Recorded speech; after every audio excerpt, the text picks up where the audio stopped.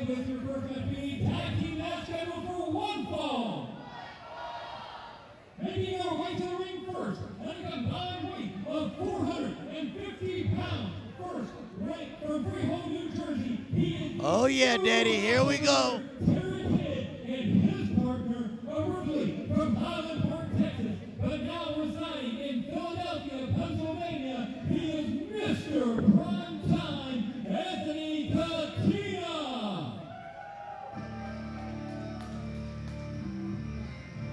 Oh yeah. Here we go, Trevin. Indeed, ladies and gentlemen, this is the ambassador of professional wrestling, Trevin Adams, joined by the man who calls it right down the middle, Bill Alfonso, and this is Coastal Championship Wrestling. Hell yeah, we're ready to roll, Daddy. Indeed, a couple bonus matches here before Concord Kissimmee 8. We're at Sun on the Beach in Old Town, Kissimmee, Florida. And Fonzie, we got some interesting cats coming here, Anthony Catena and Terry Kidd. Yes, we do. These guys look young and hungry. They're ready to go. I guarantee you there's going to be some action in this first match of the night. Yeah, because we most recently saw Catena, we saw Kidd challenging the Qrown, the CCW Tag Team Champions. Did not go so well for Kidd and Catena. Very interesting song choice here. You notice Catena saying that he now resides in Philadelphia. I can't help but think there might be a connection. I love Philadelphia, Daddy.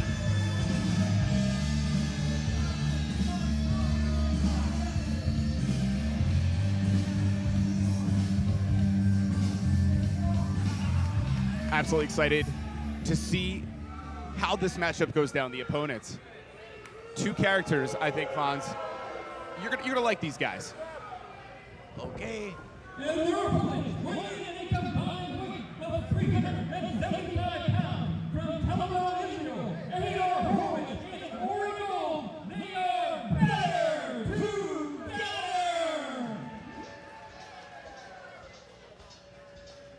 Not a lot of guys can say they each have a decade in the sport, still be in their early 20s, but indeed, the young man you're about to see here, starting their careers in Israel, taking it over to Germany at WXW, getting trained by guys like Walter, a.k.a. Gunther now, and then, of course, most recently at Flatbacks, hanging out with Sean Spears, hanging out with Tyler Breeze. Hey. Time now to put up or shut up is better together. Ori Gold having a little bit of a malfunction, getting through the curtain.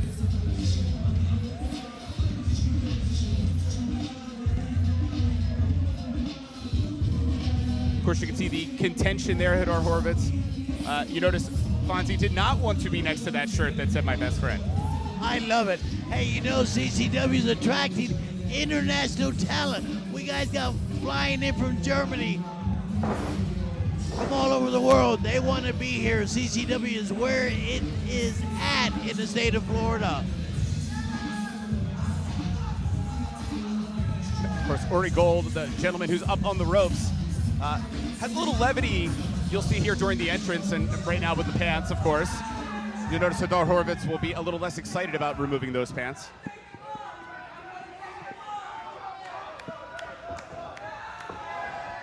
And check out the gear, Fonz. Wow. I like these guys. And of course, the disrespect for Catena, chucking those pants out of the ring. Anthony Catena, seen a ton of growth in this young man, in phenomenal shape.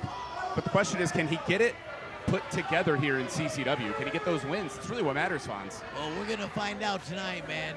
All four of these talented young athletes are hungry. A win means a lot. Our official is definitely going to have his hands full tonight, trying to handle these four athletes. Speaking of the official, he's an international referee. I've seen him in Puerto Rico and all over the United States.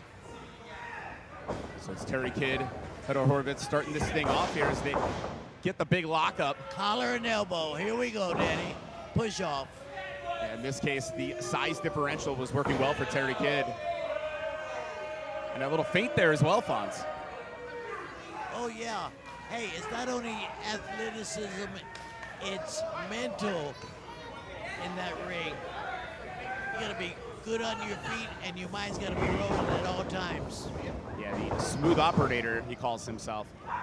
Terry Kidd, about 3 years in the sport, not going to have the experience of Hedora, who, what a great return fighter, so to speak.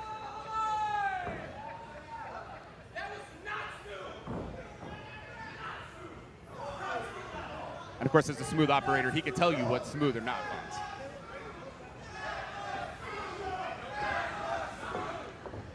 Here goes the CCW wrestling fans. They're getting into the match.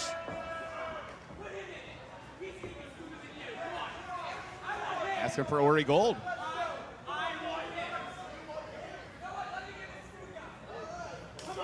Oh, there you go, tag. There's a Ori legal Gold now tag. in.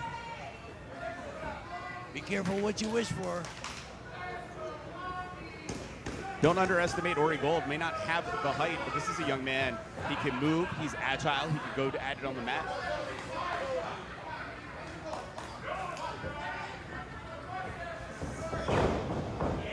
Great go behind and just taking the man down. Terry Kidd's on it. Speak of catches, catch Ken wrestling. I guess that's smooth, huh? He took him down and floated over him and got right back up to his feet. You know, I've been told there's a lot of people that would usually say, hey, real smooth when they're looking at Terry Kidd, and that's not meant to be a compliment. It's more, you know, hey, real smooth there, kid. So interested to see, will Ori Gold come along for this?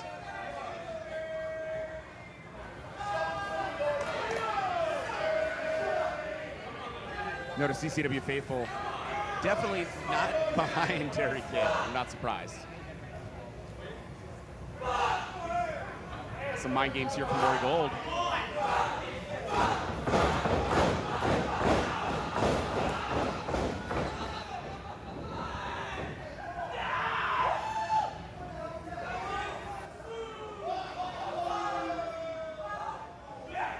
Yeah, I don't blame Terry Kidd there with that right hand. I think Ori Gold waited. What a sucker punch. Well, you know, I think Ori waited a little too long to go wherever he was going with all that showmanship, and instead Smooth, as Fedora's tagged in, Smooth taking his eyes off the ball. Wow, tandem chokeslam. And like I said, Fonz, better together. They work well together, as their name implies, but they can wrestle like they're twice their size. There's that speed. You know, I had the opportunity to talk to Anthony Catena. I actually said, hey, have you and the smooth operator named the team yet? Is there a name finally? And he said, yeah. We're even better together was their name for tonight. So it's better together versus even better together. I like it. That was a cool move. Yeah, Catena can go. That's the thing. When he applies himself, you saw the beautiful slam with ease, just the size. Now the pin. Did not keep Hadar down for long at all, but He's doing all the proper things. You hooked his leg on the ground. Yes, sir, and that's it. If Catena could just put things together, I think Catena's going to be a future champion here in CCW, but right now, Terry Kidd's back in the ring. And it's interesting to see this tandem, pinfall. Let's say this tandem of Catena and Kidd coming together. I mean, this could be something here in CCW. Obviously got to get that win tonight against Better Together.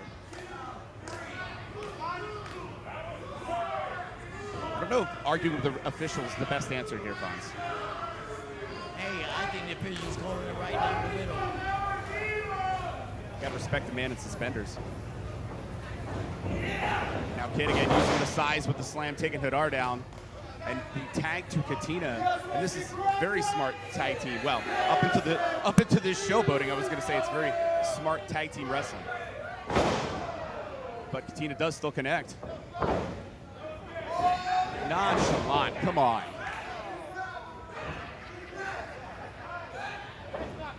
And you see Hadar just desperately trying to find his way over to Ori Gold, but Anthony Catena, man.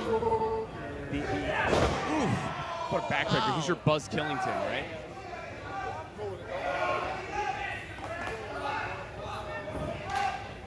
Some pain as Hadar tried to fight off of those knees. Really, Hadar's got to get the separation, got to get away from Catena. This match is not going to go very far.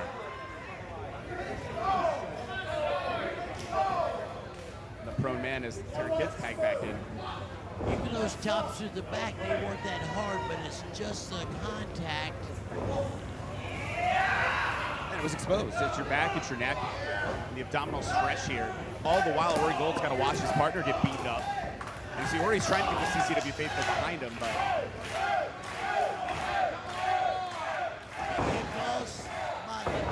you gotta have his feet on, both feet on the mat. I totally agree with you on that one. And a slam, though, unfortunately, Hadar, man, tried. Could not get away. Knee misses, though. Twice there. Smooth operator not going so smoothly here. Tina caught by the elbow. But you notice Terry Kidd just again taking control.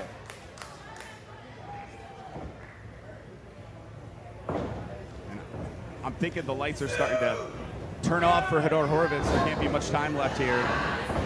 If Hadar does not make this tag, I'll tell you right out the gate, man, it's going to be the end for Better Together. There's a hot tag. Ori Gold coming in, House of Fire. Clothesline, another clothesline takes him right off his feet.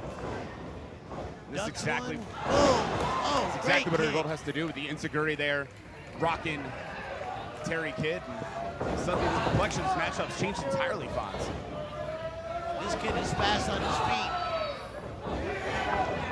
Catena charges in, inadvertently hitting his own partner. Is Ori Gold going to be able to capitalize?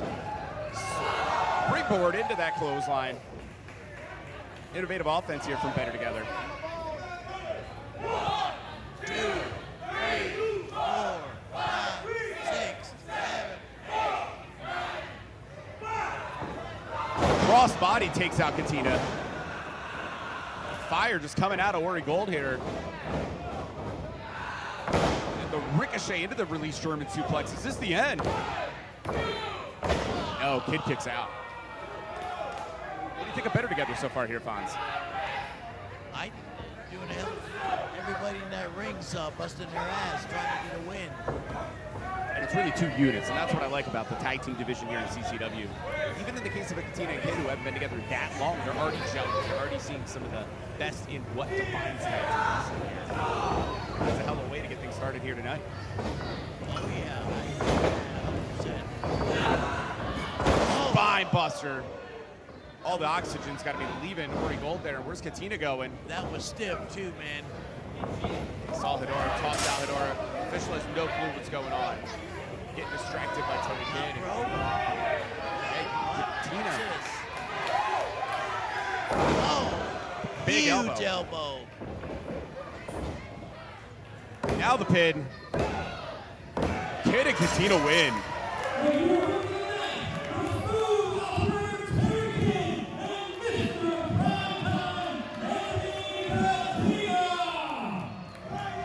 Okay, a win is a win. Yeah, the right in the ship, get things going in the right direction here in CCW, but a great showing from Better Together as well. Talk about a bonus match. We still have the full card to come. Wow. Barely getting started here.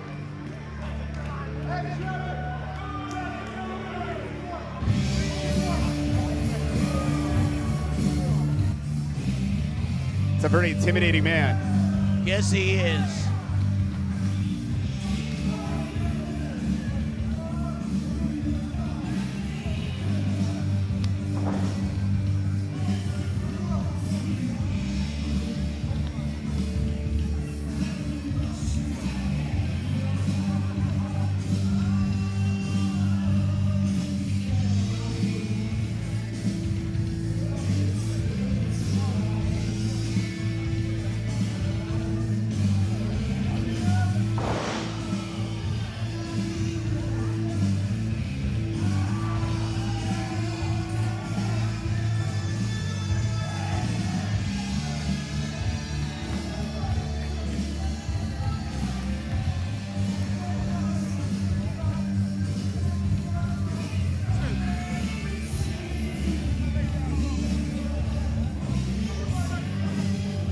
He's mean, and he's mad at somebody.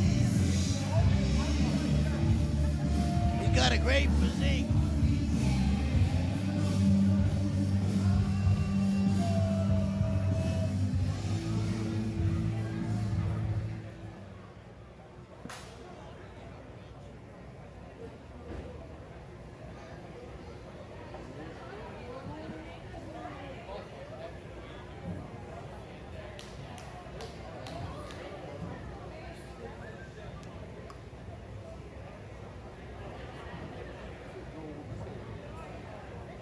following contest is the five-way scramble match.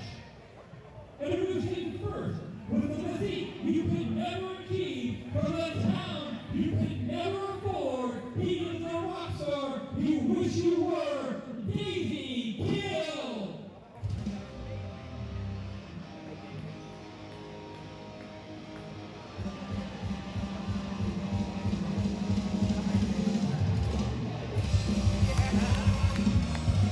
The songbird of the generation, Daisy Kill, coming in here in phenomenal shape, but unfortunately, for as much as Daisy Kill can go in the ring, Fonz, not exactly an individual you want to get to know.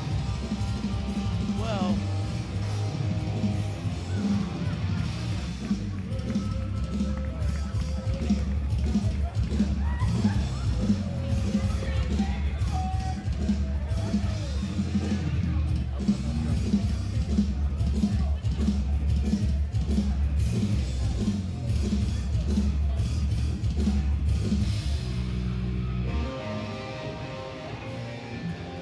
Oh, we're gonna go live concert. is it Tiny Tim? Sometimes first day. Oh, Kissimmee. It's always shit.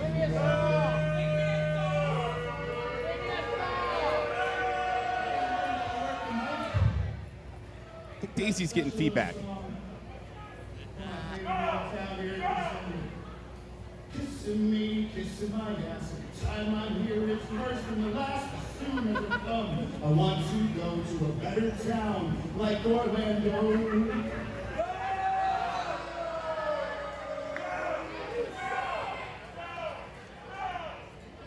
Well, I knew trash had a real game here in Florida. I knew Central Florida really full of garbage, but Kissimmee's just this absolute dumpster of a town. Looking around, I see it's full of clean trash as well. Tonight you're gonna see what a real man looks like. In fact, you get to see what 5 real men look like. Elias Mission's one of the good men. Elias Mission's goes on a show as well as CCW. But Elias, just like the rest of y'all, can eat my ass. So Kissimmee is for my ass. Time I hear is worse than the last. Soon as it comes, let's go to a better time like Orlando. We beat Kissimmee. I certainly hope for his sake he can wrestle a lot better than he can sing, Trevin. And you heard the feedback here from the CCW faithful. They were not appreciative. Mr. 954, Chris Farrow.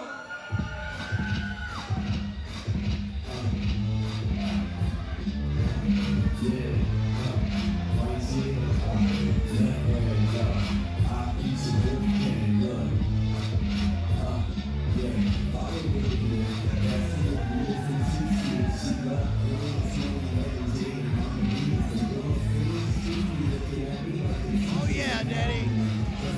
Fan favorite Chris Farrow making his way to the ring here at Sun on the Beach in Old Town.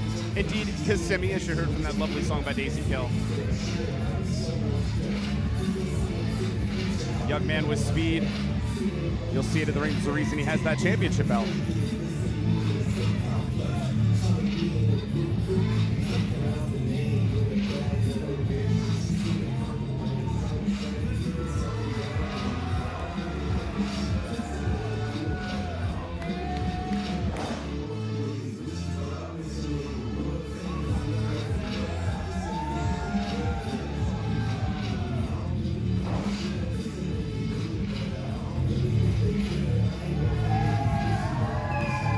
First ever CCW Cruiserweight Champion.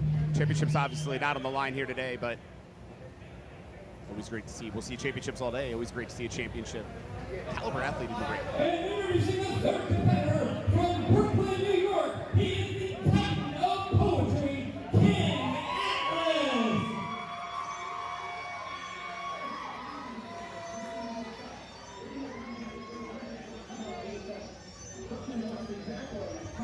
Okay, here we go.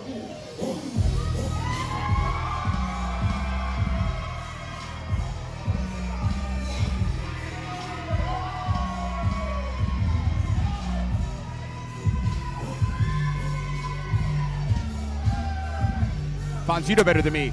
Anybody from Brooklyn, you don't want to mess with anybody from Brooklyn. I was just going to say, this guy looks like he's from New York City, Daddy. He's got that look. He's badass. He's mean.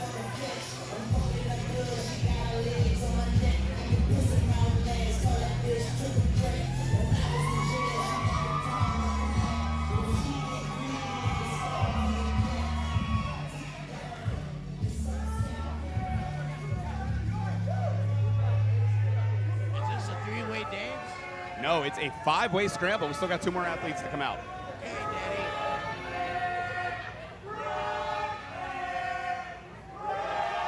Hit the music, Daddy. Let's go, man. These people are hungry for some action. So am I. Introducing the fourth competitor, accompanied the ring by Lou Spector from the island of Puerto Rico, Rico Vega. Oh, yeah. New Yorker, Puerto Rican, Black History Month, and a white boy. They're all in the ring, Daddy. This is going to be one hell of a match. You had a little bit of a run-in with Rico de la Vega the last time we were here at Conquer Kissimmee 7. Yes, we did, Daddy. Did not go so well for Rico. Once the Brazilian Destroyer got in there, your Brazilian Giant.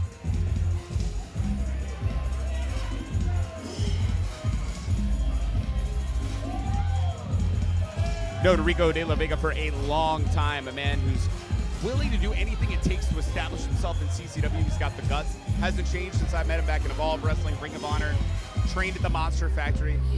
Just goes with you, comes with you. I like him. And then there's Lou Spector. Lou's been around. He's mean and lean. I'm guaranteeing this match is going to be exciting.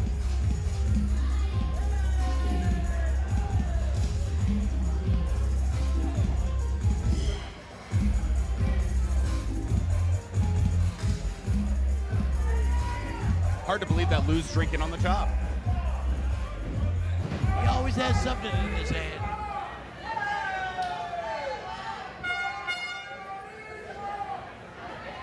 Don't tell me Lou's going to talk. Introducing our final competitor, at 6'6", weighing 303 pounds, from Essex, England, he is the Boss!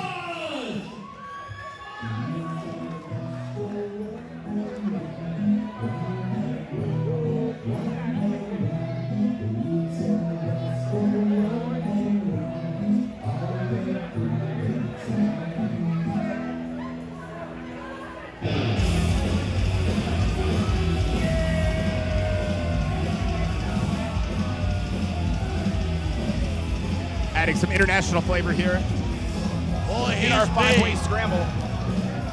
He's huge. He looks like a damn bus. Definitely no misnomer here when it comes to the Bus Big English. Crowd favorite in CCW. The largest man by far in this matchup. You can probably put 2 of the men together and you might get the Bus. Lou, if I were you, I'd get your ass out of that ring because your axe is getting ready to start. And when you got 5 guys in the ring, anything can happen. Yeah, I'm really not sure what Lou Spector's doing in the ring.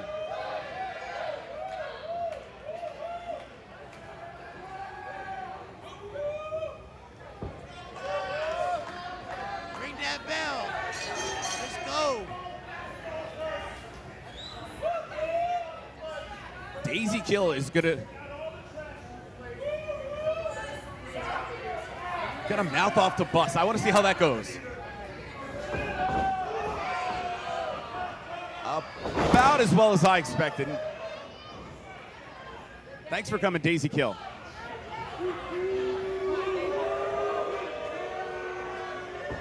De La Vega throwing that Savate kick and actually knocking the Bus out. It looked like it caught him right under the chin, man. I've seen guys get knocked out with those kicks. Wow. This Farrow, man. Black History Month, hell of a drop kick. So much agility there. And of course, King Atlas momentary alliance, but here's the situation with a 5-way scramble. You see there's no countouts. It's just absolute madness. Anywhere you look, there's people fighting. I would not want to be this young official right now. Over the top rope, normally there'd be a disqualification back in the day, but not in this match. Big Samoan drop from the Titan of Poetry pinfall. Oh, kick out by Daisy Kill. You know, Daisy's been making the towns, Fonz. He's been in the NWA, he's been Impact. Hell, this past Monday he was at Raw. This is a guy that you talk about a big show like CCW here tonight. This is the kind of star you expect to see, or at least so he says. But that crushing collision in the corner and a beautiful snap suplex as well. King Atlas looking good, and now Rico de la Vega coming in to join. Remember, there's one fall to a finish here. Only one of these men is going to win this. I like that move. What do you call that, Trevin? That's a unique knee to the face. You beat me to it. I was going to say some innovative offense from Rico de la Vega. And now the smaller but faster Farrow caught. And a standing slice bread. Very impressive. Up and over. I don't think Rico knows where he is at this point. Now going for the pin. Oh. Not sure if it was a kick out broken up by Daisy Kill or both. But I don't know, but it's all legal, right, Trevin? Oh, 100%. That's the thing, again, in a situation with a scramble, officially, even with eyes in the back of the head, man, these guys are going to be anywhere. They're going to fight anywhere. Definitely a lot of lax rules in this kind of a situation. Daisy swings. What a spine buster, driving down Mr. 954. Man, those hurt. Those really hurt. Brooklyn breaks it up. Well, like we talked about, official needs eyes in the back of the head. So does every athlete in this matchup because, of course, Daisy Kill, even now you're getting in some jaw jacking here. But you know there's somebody in the wings going to come next. Stiff clothesline. Yeah, the pinfall attempt was broken up quickly by Rico de la Vega. And this action is just going to be wild here. Scrambles never disappoint. Basement dropkick rocking King Atlas. Ainers outside of the ring, Bus beating the crap out of folks, now coming back in. Okay, Bus making his second intro into the ring, picks him up for a big, is it going to be a, big crushing power slam. Big English. No, you're not telling me this guy's going to go. Oh! Beautiful fader bomb, pinfall. He got him. Wow, what a pin. Didn't expect that so quick. But when he got over 300 pounds dropping on you, it's hard to kick out of that, Trevin. Yeah, and that's the situation in this kind of scramble. You never know where it's going to come from, but when it comes, it's going to take you out. And the Big Bus wins. What a way the bonus matches we've had here before. Conquer Kissimmee 8. Excited. We still got so much more to come on the main card here. But Fonz, any parting thoughts here from our dark matches? I thought the dark matches were great. Opening of the show. Get some people fired up.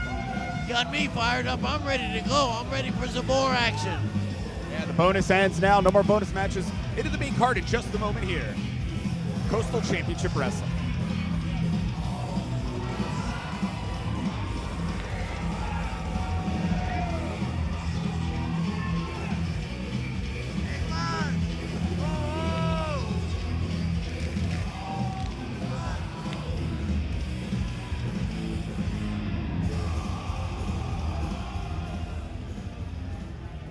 Like a big damn school bus. He's huge, 300-pound plus, man. Boy, the action's getting, there's not an empty seat in this building. Action is going to get ready to kick off. Just a mere moments. In mere moments here, we're at Sun on the Beach in Old Town Kissimmee. Phil Alfonso, Trevin Adams here. Excited for Coastal Championship Wrestling to get things officially kicked off here tonight. Let's send things down to Chad Green in the ring. Okay, Daddy, here we go. Kissimmee, Florida, the following contest is your first championship match of the evening. Okay, Daddy. First, for the PRCW World Heavyweight Championship.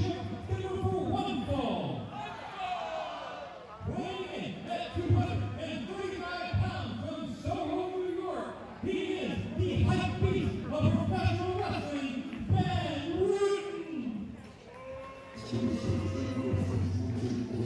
welcome, ladies and gentlemen. This is the Ambassador of Professional Wrestling, Trevin Adams, joined by the man who calls it right down the middle, Bill Alfonso, and welcome to Coastal Championship Wrestling. Thanks, Daddy, for a great intro, Trevin. I'm so happy to be sitting here. I'll be your color commentator sidekick, Daddy. I'm going to do the best I can. Yeah, tonight CCW presents Conquer Kissimmee 8. We are coming to you from Sun on the Beach in Old Town Kissimmee. Trevin, take a look at this guy. Yeah, he's making his entrance here. This is for the Kinda Boca scary. Raton Championship Wrestling Championship. The challenger here, very unique individual, a fashion designer, a guy who's all about style, coming from New York, trained by Amazing Red. Should be a hell of a way to get things started here tonight. Oh, yeah, man. I can't wait. Got that Babe Ruth type fur jacket on.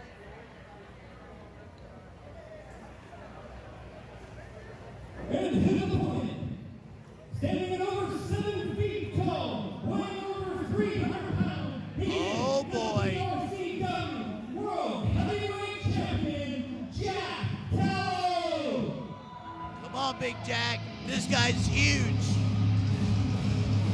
Yeah, Jack won the championship last week in Boca Raton.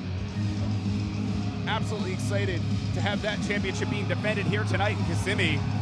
Boca Raton Championship Wrestling, of course, one of our sister companies here at CCW. And while Ben makes his CCW debut, this is a man who, just the intimidation in the entrance. Look at the size of Jack Tallow. I see him shoot guys in for that big boot, man, and a lot of guys do not kick out. When you see that big boot to the face, it's usually over. It's usually a 1, 2, 3. This guy's actually a giant. And agility, jumping onto the apron with ease, by the way. Coming over the top rope. And here's the situation when it comes to Jack Tallow. This is a guy who's a former NXT star. He went through the WWE Performance Center system. He learned from the best in the world. Then when he left there, he started working with Devon Dudley. Then he's now with Millennium Pro in Las Vegas. Talk about polishing, getting better, and then being 7 feet tall. I like that belt, too. It's got a very South Florida feel to it. Yes, it does. Miami Vice colors. So I'll be interested to see for Ben Rutten here, how is he going to approach the champion, so to speak? Well, not going to back down, at least stepping right up, but looking up as well. What is he doing? What is he doing? Is he leaving? Is he a quitter? Is he leaving? Oh! I have no clue, but you talked about that boot, and the boot just rocked the challenger. Took him right off his feet. I mean, is this even going to be a match at this point, or is that the end of things?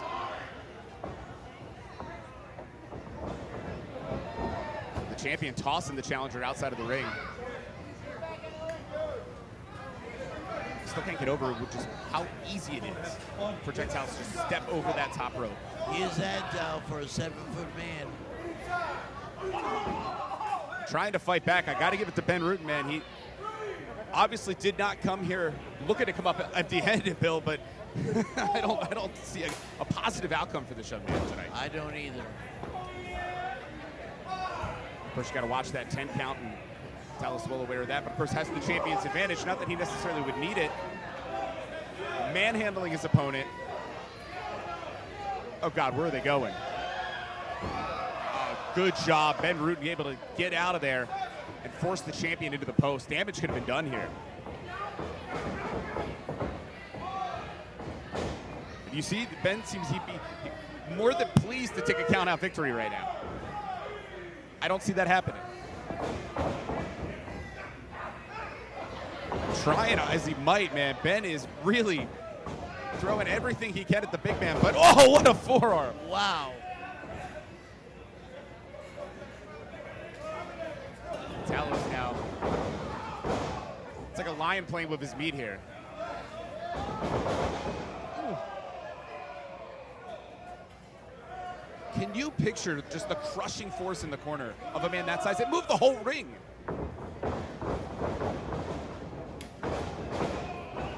But Rutten, some style, is a fashion designer, but I don't know if this is the time for the Flash.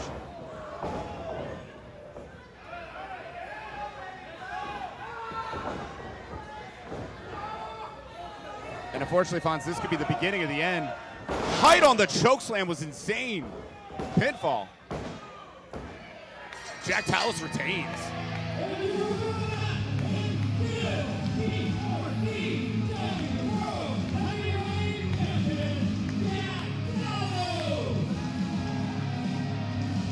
Jack and the Beanstalk, Daddy. He's huge. Another win for the Giant, for the 7-foot, 300-pound plus Giant. Yeah, continuing on here. Turning heads at CCW, turning heads throughout the entire sport. You've seen him Impact, you've seen UWN. All of the best here in the sport converging, though, on Coastal Championship Wrestling. What a way to get things started.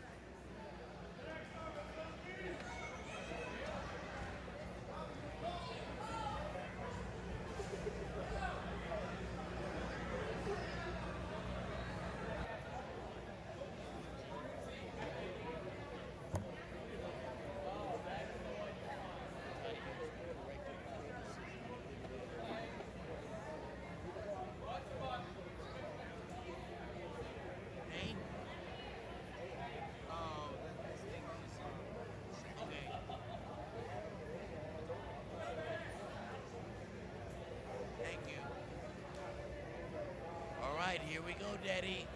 We are in Kissimmee, Florida. It's for the CCW Southeastern Championship. Oh, yeah. And it's scheduled for one fall. One fall. Making his way to the ring first, weighing in at 173 pounds from Champaign, Illinois. He is the Jake of all trades, Jake St. Patrick. Oh, yeah. Let's go, Jake. Yeah, the challenger coming in here, a former Southeastern champion in CCW. Big opportunity here tonight to face the undefeated Meadow.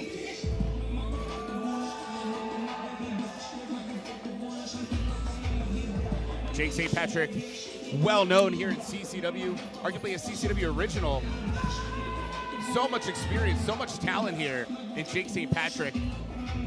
Tonight could be challenged for championship match. Championship night, I'll get it out.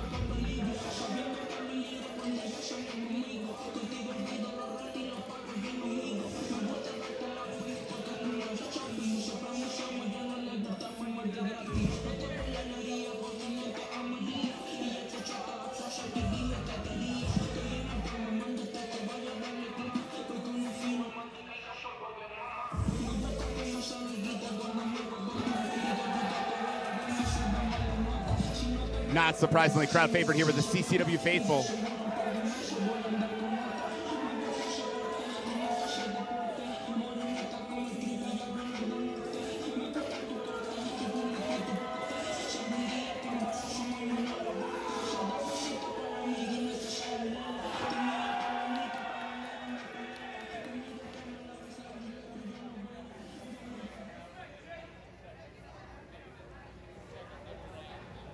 And his opponent, from Bulgaria, weighing in at 245 pounds, he is the CCW Southeastern Champion.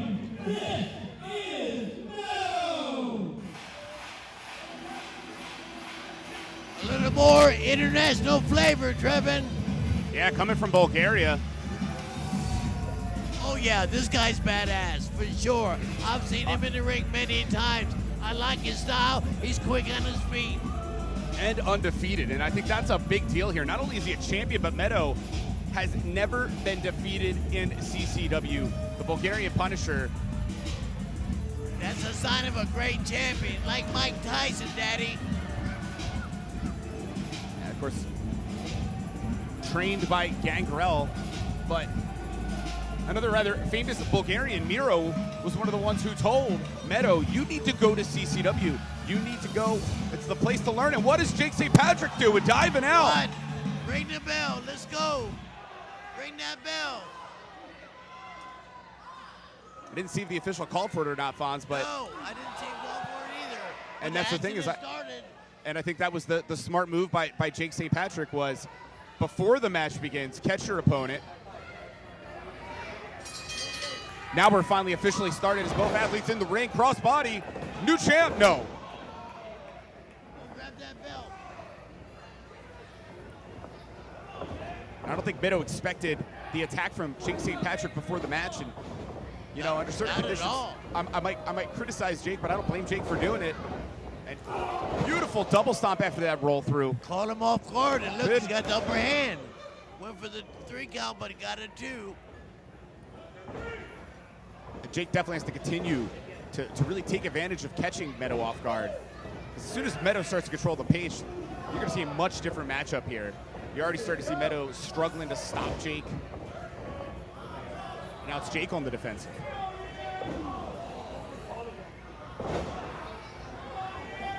Here's those ropes. Had Solace, but taken out. And that was a lariat to the back of the head. Wow, the momentum flipped him right over. Hey, listen, Trevin, when you're a champion, you got a target on your back. Everybody wants a match with you. Everybody wants to beat you. And you got to defend that title. It's hard being a champion. Oh, 100%. And Jake St. Patrick, you notice, was able to get the recovery. The kick now, rocking Meadow. Pinfall. And I think Meadow took a little too long to follow up, giving Jake this opportunity to get in control once again. And I'm telling you, if you give Jake St. Patrick an inch, he will win this matchup. Jake is that darn good. Already stated a former Southeastern champion. But of course, Meadow's undefeated, so he's proven it's damn hard to beat him.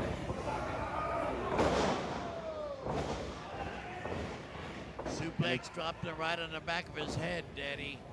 Pin. Yeah, 2 count only. Jake's still in this thing, but Oh, yeah, he's in it. He's not giving up that easy. It's going to take more than that to beat him. I guarantee it. you see Meadows arguing with the official now, getting in it with the CCW faithful here in Kissimmee. And as stated, I really wouldn't give Jake any time here. What a suplex. I like those short snap suplexes. He does it with ease. Pinfall. You're spot on, Fonz, and does it with ease. High impact when it actually connects. Nothing good about it for Jake St. Patrick if you're on the receiving end. But the heel kick now, trying to stop Meadow, sweeping the leg. And those kicks. That was a stiff kick to the chest, man. I hear those thumps, man. But that's a very strong chest there that Meadow has, and you see Meadow gets out of the way. Back body drop, almost hit the ceiling.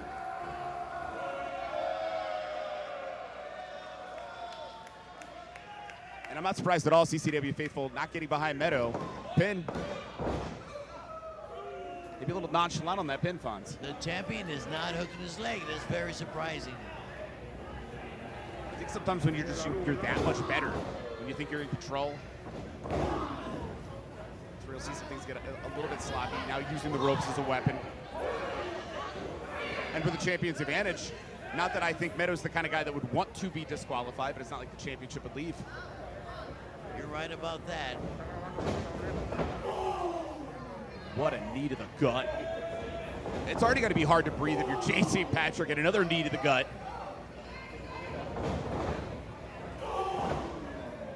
Ribs could be getting bruised here, Fonz. Oh, yes. Yeah, that butterfly suplex well executed by Meadow.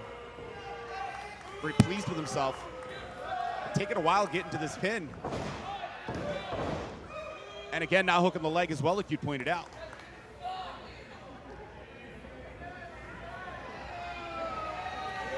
Jake's doing his best to try to get some oxygen back into those lungs, try to recover, and all the while, of course, Meadow's mocking the challenger.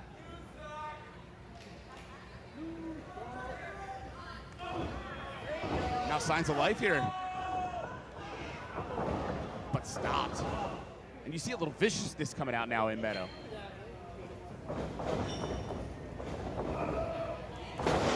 Pop up and a beautiful counter with those kicks right to the sternum. I think the sternum had already been damaged earlier in Meadow.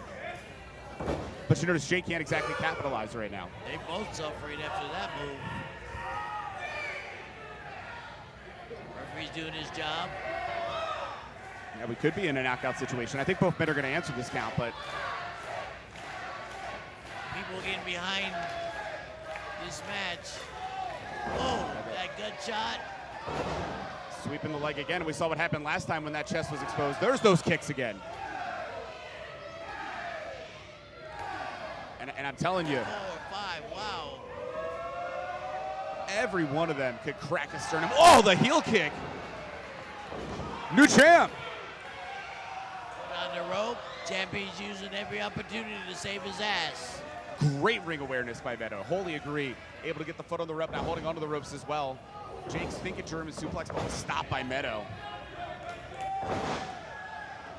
Now Meadow charges in. Jake gets out of the way.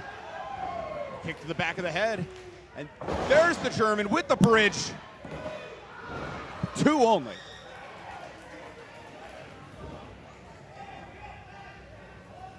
St. Patrick showing the strength.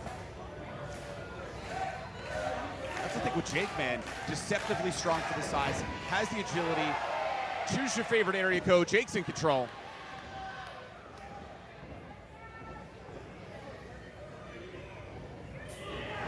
Look, deadlift there, just muscling up Meadow.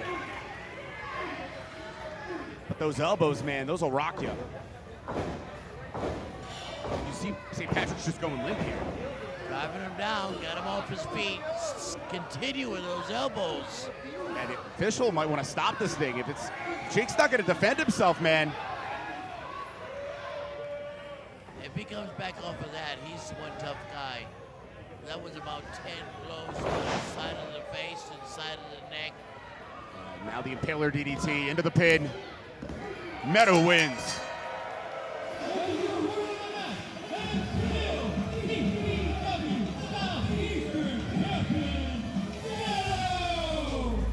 A win is a win. The champion got his 3 count, continues to carry that belt. And impressive in the end here for Meadow, but equally impressive, if not more so, by Jake St. Patrick, pushing the champion to the limit, to the point where there were definite moments of desperation there, but that elbow sequence, just elbow after elbow after elbow, beating on the challenger, that was just brutality. It was a mugging we were watching. Man, took him off his feet. He did take a beating. He did take a beating. And I say no shame in defeat for Jake St. Patrick, but the headline's going to read Meadow victorious here tonight in Kissimmee.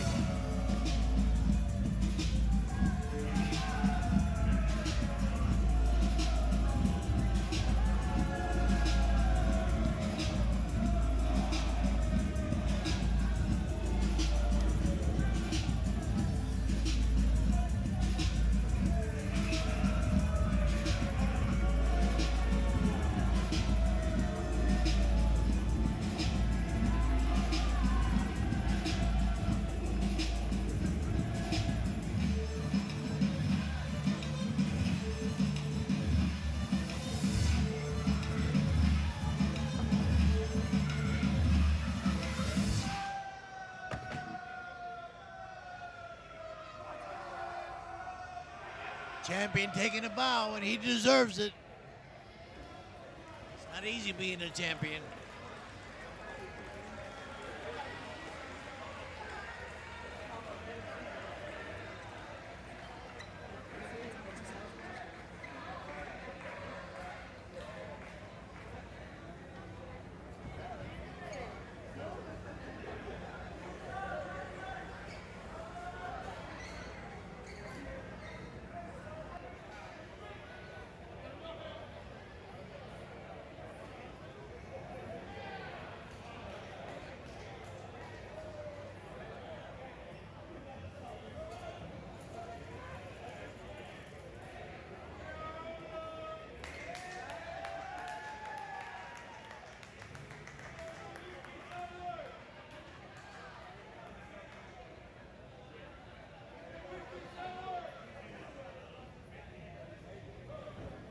And before we get to our next match, I just want to give a special shout out to a couple special guests in the house tonight.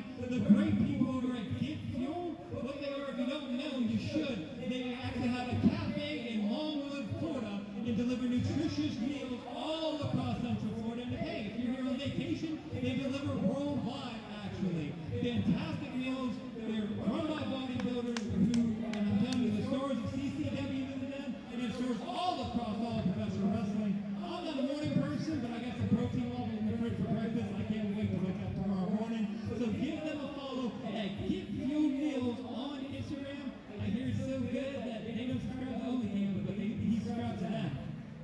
But with that said, your following contest is scheduled for one fall, and it's for the CCW Women's Championship. Oh boy, this is what I like. Introducing first, the challenger. She is the wonder from down under, Harley Cameron. Again, international flavor, Daddy. Coming from Australia. Most recently trained in here locally at Flatbacks with Tyler Breeze and Sean Spears, but professional singer, professional model, and our challenger tonight, Harley Cameron.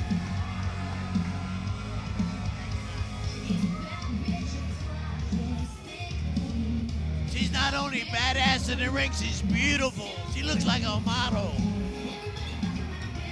Has quickly been turning heads here in the sport of professional wrestling. She's turning my head, Trevin. But getting a big, big opportunity here tonight for the CCW Women's Championship. Of course, Marina Tucker not going to make it easy, man. We've seen what level Marina Tucker will stoop to keep that championship.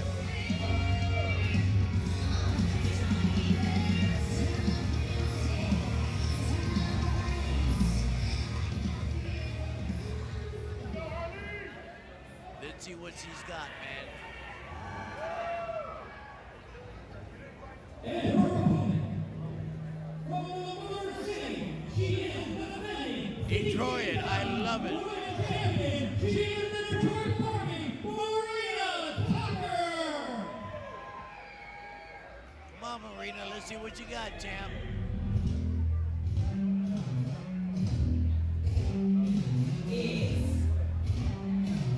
Tucker is the only ever three-time CCW Women's Champion. Has held that championship over 450 days across those reigns.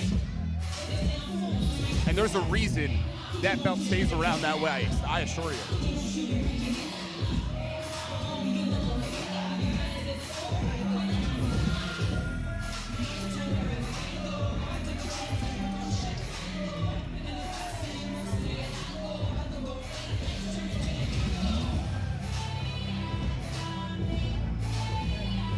Marina definitely has the experience advantage and really the champion's advantage coming into this thing.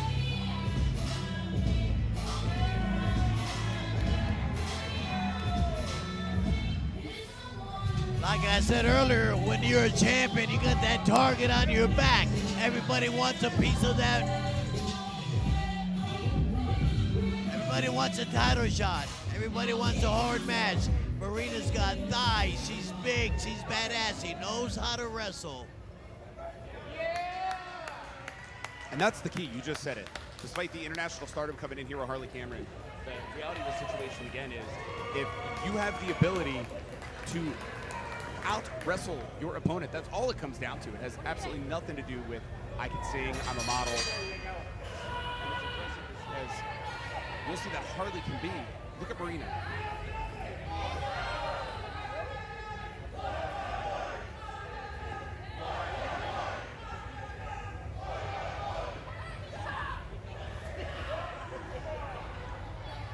Perhaps not surprisingly, Marina Tucker not endearing herself to the CCW faithful in Kissimmee. Hey, Trevin, don't let that beautiful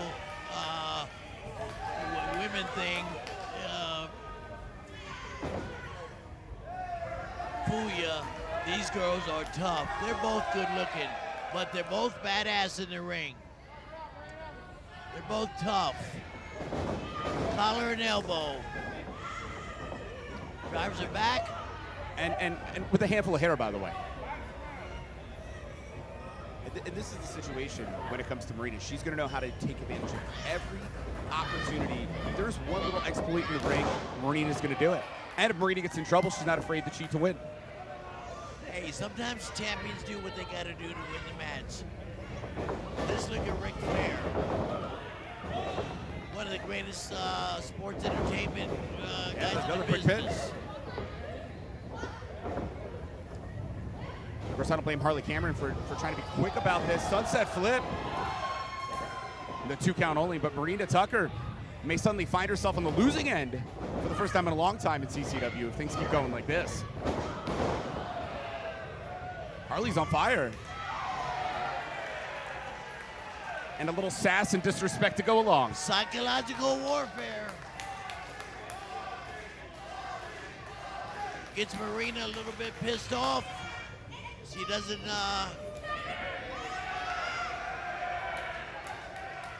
okay. Yeah, that pissed off Marina charging in. Could be actually not helping the champion. Those great quick arm drags by Harley Cameron, who continues the offensive. And the challenger definitely came in here with a game plan. Up, it's been caught by Marina. And the exposed back. Big kick. You talked about the thighs, and wow, German out of the ropes, ricochet style. And you notice Marina has the time to go with the fans here and brag.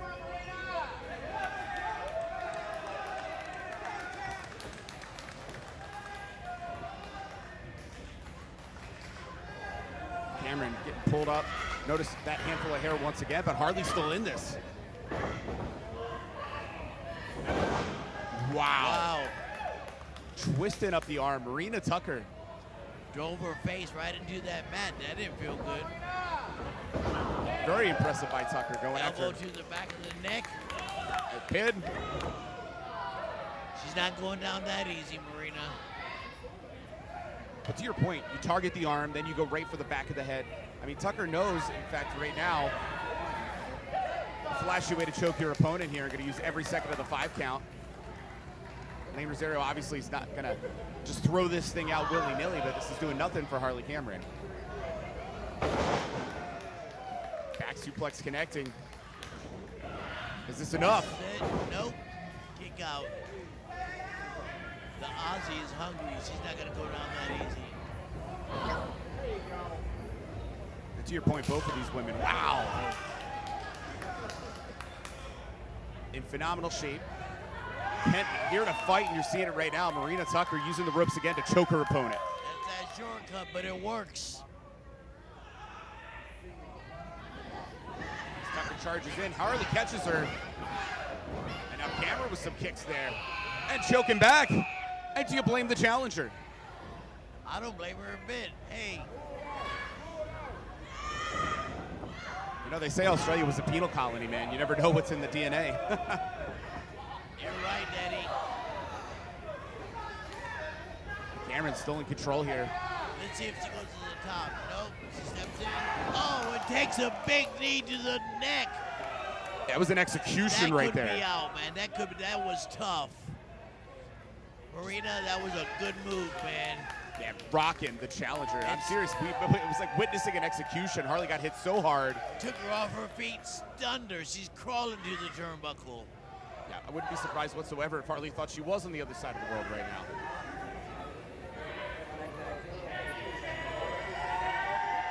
But Marina's taking a lot of time here to goad the fans here in Kissimmee, and it lets Harley Cameron trip her out of the corner. Marina could have broken her nose. She hit that face right on that top turnbuckle. Those things are padded, but they're not that much padded, man. Those things hurt. Right there, there's steel. There's a lot of things that you can hit. Right now, all challenger Harley Cameron.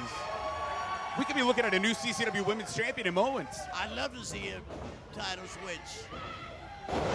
Crossbody connects, pin. Select 1, 2, boom. Oh, close. And as they say, Vaughn's horseshoes, hand grenades. That's right, Daddy. for sure not going to be the champion without getting that 3. And Cameron knows that she's not slowing down. She's going right back on the offensive. Unique ways to hit those uppercuts. As Marina's caught. Neck breaker. Is it time for a new champ? Wow, Tucker. that was almost 3. Tucker just barely finds. You're absolutely Come on, right. stay on her, Australia. So this is not going to come into that experience situation of what I mentioned earlier. Harley's 6 months, maybe 9 months into the sport at this point. Is her playbook deep enough to know what to do next when you didn't put away the champion? You know, when you're a rookie. Oh wait, schoolboy. Did you see that? There was a handful of tights caught by the official. Like we talked about, Marina's not afraid to cheat to win. No, she's not. She's just like everybody else. The point you were making when you were a rookie, you know, it's a different world than when you have the experience Marina does, but now roll up. And I've been impressed that Harley Cameron has had so many answers for what Marina Tucker's thrown at her, including a hell of a drop kick there.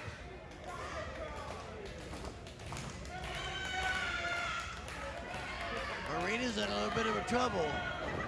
As Cameron charges in but gets caught. Backslide? No. Dumping Harley Cameron head first into that corner, and I think Tucker flip it over to that stutter pinfall. This could be it. This could be it. And Tucker's still your champion.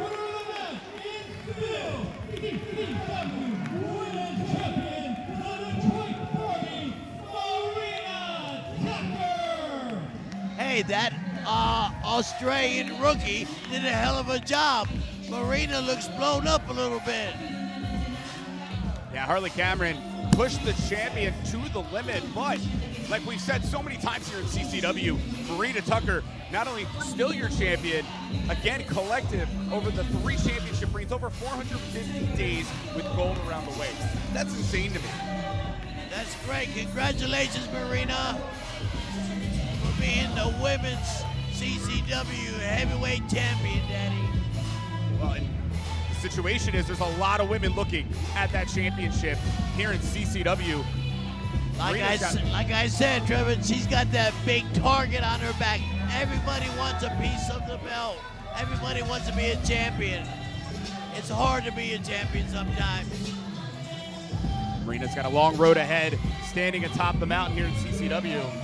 What a match here tonight. Conquer Kissimmee 8.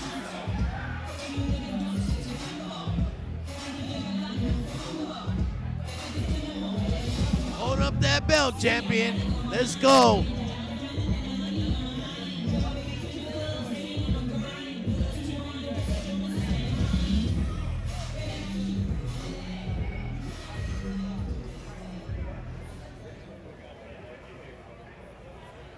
I'm ready for some more action, man. Let's go, Daddy. CCW. There's not an empty seat in the building. Yeah, Conquer Kissimmee, we have been just championship laden throughout the day. Next matchup will not be about a championship, but it's going to be a hell of a matchup.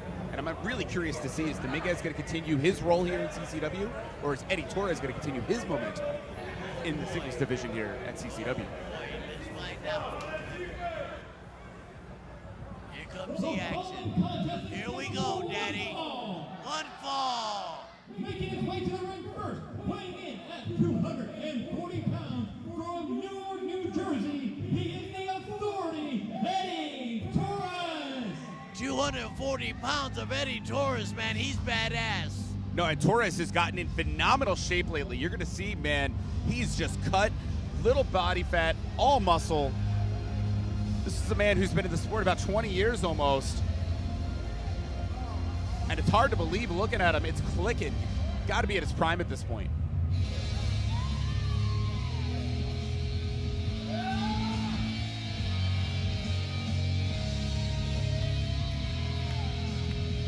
Last time we were here in Kissimmee, Eddie coming off some issues here with old partner Reese Portman.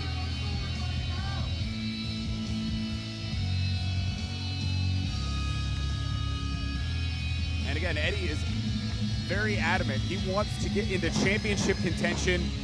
And the only way to do that, you gotta win here in CCW. Why does everybody coming to the ring look super tough and look super hungry? Trevin, why? The CCW attracting everybody, all kind of talent from all over the world. I love it. Best stars in independent wrestling coming here to the Coastal Championship Wrestling. And it's gonna be a definite story here of size versus speed. Excited for this matchup.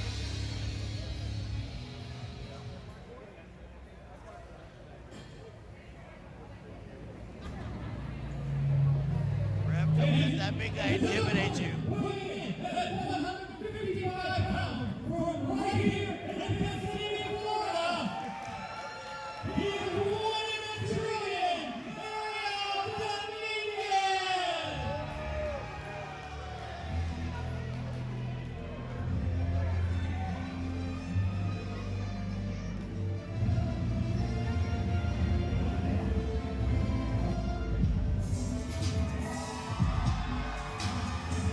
You hear the reaction for Ariel Dominguez, and no surprise there. Not only a local here, but just a fan favorite everywhere Dominguez goes in CCW. Boy, I like this young kid. Ariel's badass, man. Yeah, former Florida State champion in amateur wrestling. That is the ring that you see him wear on his way into the ring. And Dominguez, man, you want to talk about 1 in a trillion? How about defeating Luke Sampson at Conquer Kissimmee 7? Holy crap, would you ever believe that? I wouldn't believe it. In fact, the Bash at the Brew, QT Marshall was a hair away from being defeated by Ariel Dominguez. Dominguez is that good, pushing some of the best ever in the sport to the limit, and in many cases beating them. Hey, speaking of Bash at the Brew, if you're in South Florida, you better check these shows out. CCW every first Saturday of the month on fire in Hialeah. CCW is literally on fire. And this is what I talked about, Fods, that difference in size. Not just the weight differential here, but He's trying to intimidate Ariel, but he's not backing down. and I've known Torres for a long time, and he's definitely not afraid to be the bully, so to speak. And you see Dominguez, to your point, staying right in the face of Eddie Torres, the authority. That bell, Rev, let's go, man. We're ready. How about a bell, Ray? How about a bell, Rev? Ring that bell. It Let's was go. rung, sir. It was rung. Okay, Daddy, my bad. No, I know you're so excited. I I'm don't blame just you a at all. little excited, man. I want to see this match. And of course, I want to see the action. well, and Dominguez with that background in mat wrestling, you're going to often see Ariel Dominguez use that to his advantage, but right now Eddie Torres just tossing Dominguez with ease.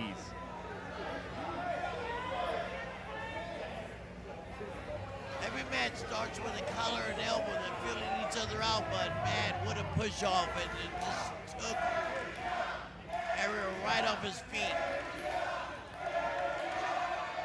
Fonz, you've been around the sport long enough to know this can be the difference maker. Having the CCW faithful behind you, having an entire building rooting you on, can give you that push, can give you that adrenaline. Hell yeah. Well said. You're right. You're 100% right. And Dominguez just trying to hold on there. And Eddie Torres having none of it, tossing Dominguez with ease again. He just flipping around like a damn potato. Pretty excited about this matchup, and add to it, you got Impact official Frankie Castano here at CCW. You said it, everybody's coming to CCW at this point.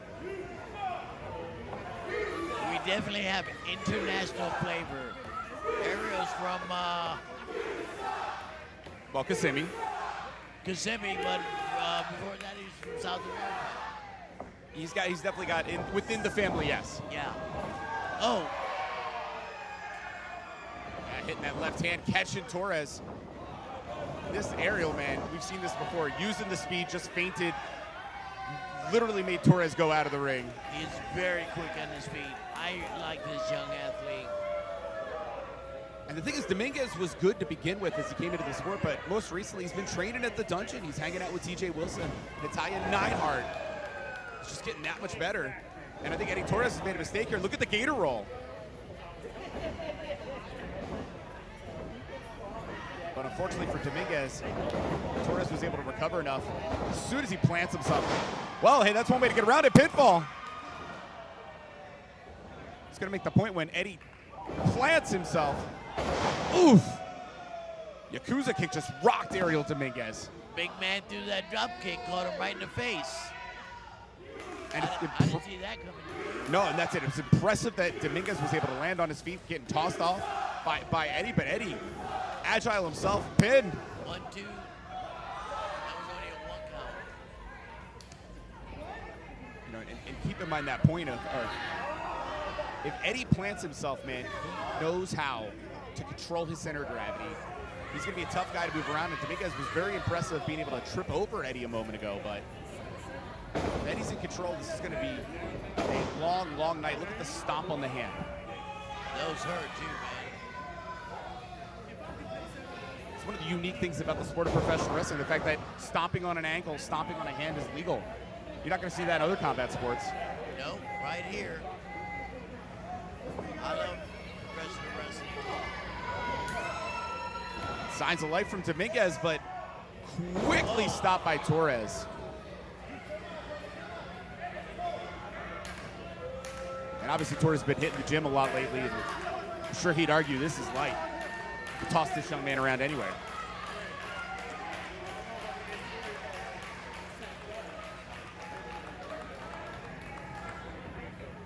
Entire building here trying to will Dominguez back to life. Saw it on the beach in Old Town Kissimmee, but unfortunately, Fonz, man, you can dream, but sometimes that 1 in a trillion dream isn't going to happen.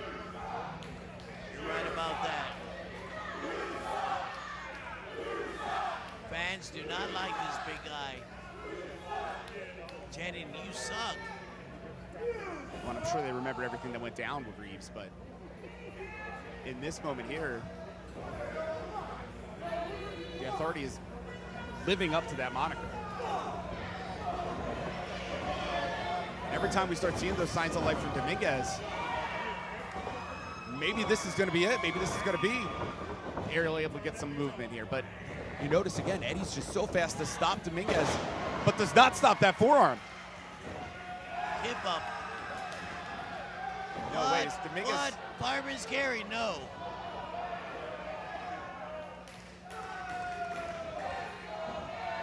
And the gut wrench just tossing Dominguez after that Les Artes lift so easily. Eddie Torres. Very easy. He made that look super easy. I think this is it, pin. It could be. Hey, don't look at the ref. It was a 2 count. He kicked out, Eddie. If there's anything I'll give Dominguez for sure, you're going to see no quit in Ariel Dominguez. But like we've talked about before, unfortunately, your heart may not want to quit, but your body may choose to. Yes, I agree. Sometimes these guys kick out on this pure instinct. That'll shock your life right back into you, for better or for worse. What a chop by Eddie Torres. Eddie Torres is definitely badass. Look at the size of his chest, man. And another chop rocking Dominguez, and you're going to see that chest get more and more red by the moment. And Fonz, I got to point out again, the years of experience Torres has, yet being at the peak of his ability right now, that's just a hell of a combination. Yes, it is, man. It sure is. And Eddie knows it too. That's why he needs the wins. He wants the wins. He wants to get championship gold in CCW. Might be playing with his food a little too long here. Made that analogy earlier tonight. Giving Ariel time to try to recover. And we're seeing fire from this young man, but every time just stopped by Eddie Torres. And what force on the kick. And I don't see this going anywhere good for Dominguez. That hurt. Second, he's going all to every turnbuckle. No, just the 2. And again. And it's a very prone Ariel Dominguez here, being driven into the corner over and over again. Hey, it's still not over. Eddie's got something in mind. One move, there could be a 3 count. One wrong move on this big man and the little man. I'm not saying little man, but the big and little. It could be a pinfall. Small package, sunset flip, backslide. It's the desperation here from Dominguez trying to fight his way free, and a Qrown out of the corner, just tossing Torres. And when you least expect it, Ariel Dominguez starting to come back. The step-up DDT, we've seen that from Dominguez before. Yes, we have. And you're right about the for the fans. If fans give you a little pat on the back, makes you want to work harder. Dive from Dominguez into a DDT. And this is concrete floor. I don't see any mats.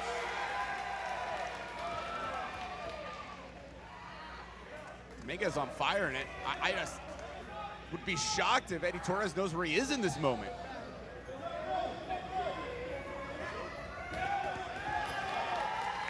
And here goes Dominguez heading to the top. Something big high flyer. What is it? Oh, beautiful, beautiful. Yeah, across the body, the pin. How close. Do you hear the disappointment? He kicked out of that on instinct. And it's the veteran instinct of Eddie Torres, the authority. That could be the difference maker in this matchup. Look, they're both in trouble. They're both out of win. They're both sucking air. And both of these guys are in great shape, man. Hey, 10 minutes in the ring going back and forth like that takes a toll on your body. Oh, 110%. I think few people can just even imagine what it feels like. And a second savate kick, but Torres won't go down. 3 is not enough. Fireman's carry, what is it gonna be? Come on, let's see something good. Drop him on his head, oh! Yeah, Michinoku pinfall. 2. No! Okay, ref, we got you. Maybe 2.99999 there. I think the CCW faithful are putting their disappointment in the wrong direction there. The reality is the ref's doing an awesome job. Eddie Torres kicked out, and Ariel Dominguez now, man, he's got to be thinking, what the hell am I going to do? In fact, you can see the front chancery. Maybe thinking it's time for that mat wrestling that Dominguez is so good at. He's not going to be able to power drive him. Is he what? What is he doing? He's trying, perhaps. Code red, but I think is being countered. No. The authority. Oh. Good God, what a lariat. I think the Cinderella tale is over. The sit-out powerbomb. If he hit it with another big move, that would have been it. Dominguez kicks out. To your point, that's one of those moments where it probably would have made sense for Eddie to just throw one more thing, as well as jump on that pin quicker. He took his time on the count, on the cover. Torres was underestimating the state of Dominguez. As we stated, man, keeping Ariel down is going to take a lot. You don't want to get your hands on the official. Don't take it out on the ref. That's your own fault. Let's go, Ariel chance here. Dominguez starting to fight back. Oh my goodness, thumb in the eye, you're kidding me. Disqualification. Well called, ref. You could take a man's eye out here, Fonz. Not cool, not cool. Ring the bell, ring the bell. Yeah, we need help. Hey, let's we need break help this from the up. back. We don't need music, we need to get this broken up. Yeah, and finally some officials waking up, coming out here to help. Credit to Frankie Gastineau actually pulling the authority 1, 2, off of 3, 4, 5 referees in the ring. Stop the action. That was madness. I understand frustration, but man, possibly permanently blinding someone. Did you see the look in his eye when he had his fingers? That was crazy. Yeah, Fonz, I've been doing this for about a decade myself, and I don't remember the last time I saw a man literally take their thumbs and shove it in the eyes of a man. The hell is this, prison? Doesn't look like permanent damage, but that damn sure hurt, I guarantee it. And what was definitely a phenomenal matchup here in CCW. A little bit of an unsatisfying ending for all involved, and you can see Torres pissed off. I didn't like the ending. I didn't like it at all. Poor sportsmanship. Doesn't get it with it. Yeah, what's going on here? I don't know, but the doctor's coming out with this big guy. What is going on? Yeah, Christopher out here. These guys got beef. Yeah, Johnny Nova attacking Ariel Dominguez, and Dominguez just nearly had his eyes poked out and now getting attacked by Johnny Nova.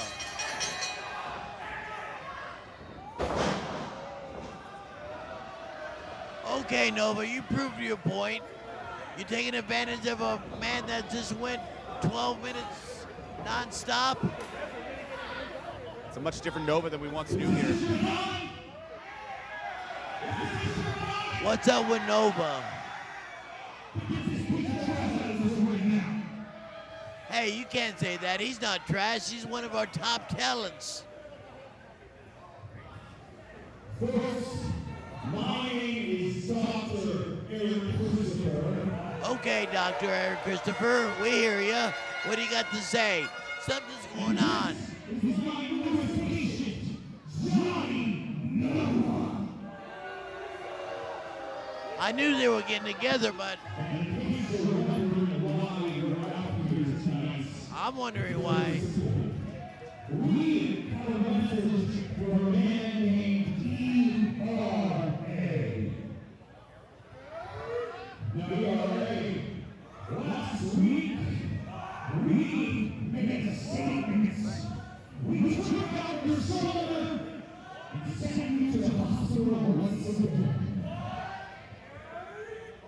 So allow us to be a little warning about this to be very clearly, so that all these mindless people in society can understand. ERA, moving forward, if you dare show your face in Harley, in Nashville, in Port Lucie, in Kamille Beach, here in Kissimmee, or tomorrow night in Homestead, we will continue to make those statements. Because when it comes to Dr. Eric Christopher and Johnny Nova, no one, especially you, is safe. I didn't get what he was saying. What statement? What did he say? I think that's the situation, Johnny Nova, and what they did to ERA and the cryptic messages we were seeing. Yes. Really foretold what we were going to see here with Dr. Eric Christopher. I still don't know exactly what's going on, but I know Nova's badass, and he's a hell of an athlete, and he's a hell of a performer. What does he do? Eric Christopher, it makes no sense whatsoever. Obviously, there's going to be more to follow on that, especially the situation with ERA, and of course, hopefully we'll get a medical update on Ariel Dominguez after Eddie Torres ripping out the eyes almost, literally. What a night in Kissimmee. What a night in CCW.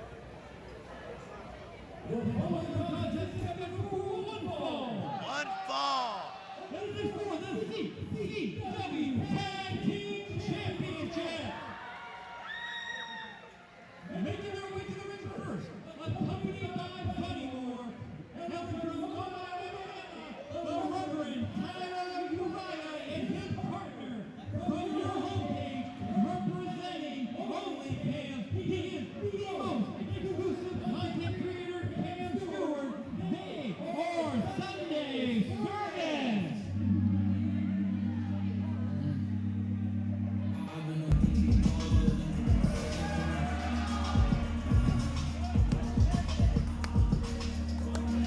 Sunday service, church party, whatever you're going to call these guys, with Buddy Moore and Conquer Kissimmee 7, seeing Buddy Moore for the first time, and pretty sure we knew who that was when that Hey, mask came Daddy. I like the ears. Is he a Hugh Hefner? Is he a Playboy buddy? off. Well, you got to subscribe. Only Cams. Exclusive content provider. That's the whole thing with Cam Stewart. I guess it's what the kids do these days. And they are young. Of course, Kyle Uriah calling himself a reverend, so to speak.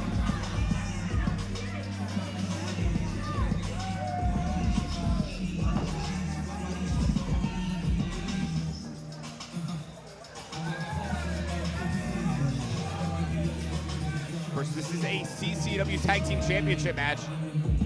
Big opportunity for these two men, but an even bigger wall to have to overcome. It's in mere moments the crowd's gonna come out here, and if you just want to feel the epitome of intimidation, two dudes that just seem like the kind of guys that'll hold that championship for the rest of their lives if they want.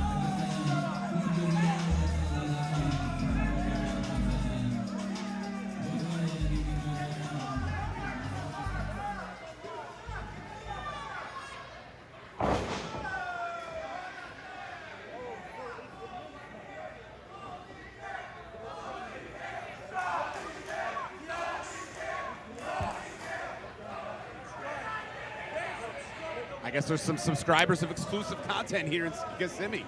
I guess so, Daddy.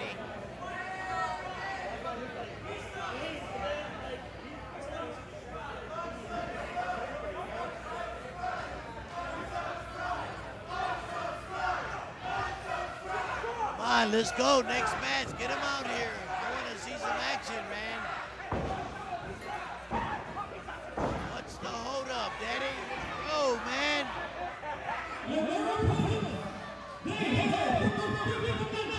Here we go.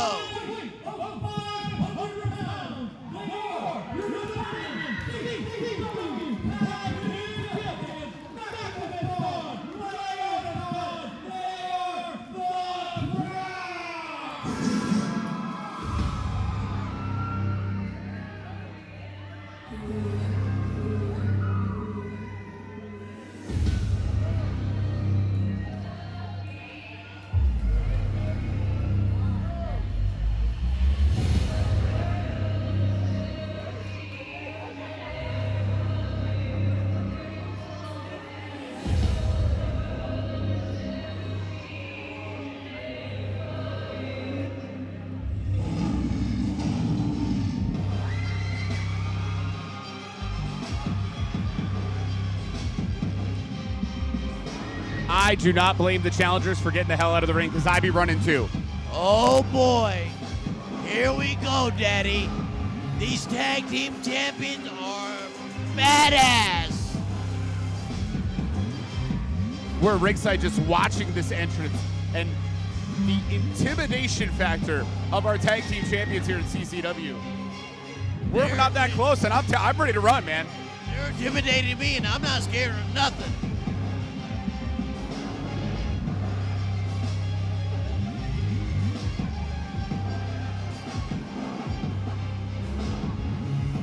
And as talented as the challengers are, the champions, the epitome of champions, standing atop the mountain here at CCW.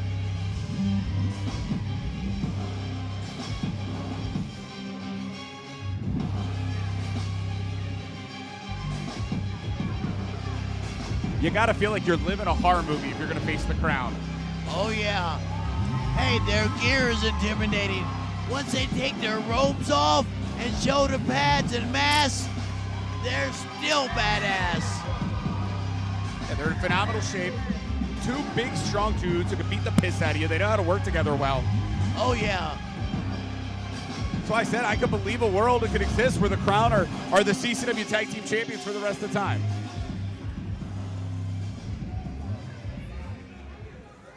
And of course, Sunday service, they're here to attempt to not let that happen.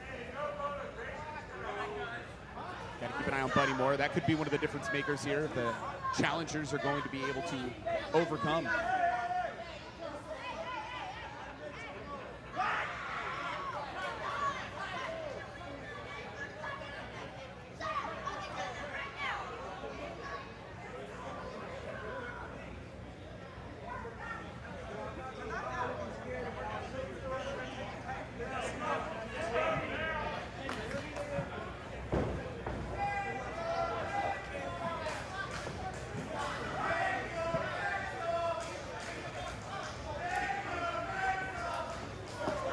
interesting to see who starts it for both teams.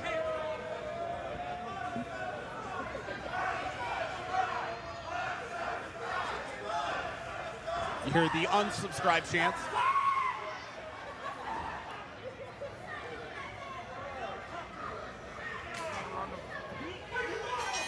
The exclusive content that's going to be produced here by Cam Stewart may not be the kind that he enjoys. Here we go. It's like Leota's going to start things for the Qrown.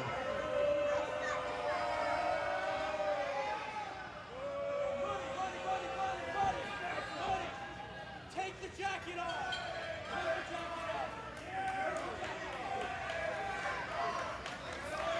I'm not sure this is what I'd be doing if the bell has rung and, oh, we got a little bit of a...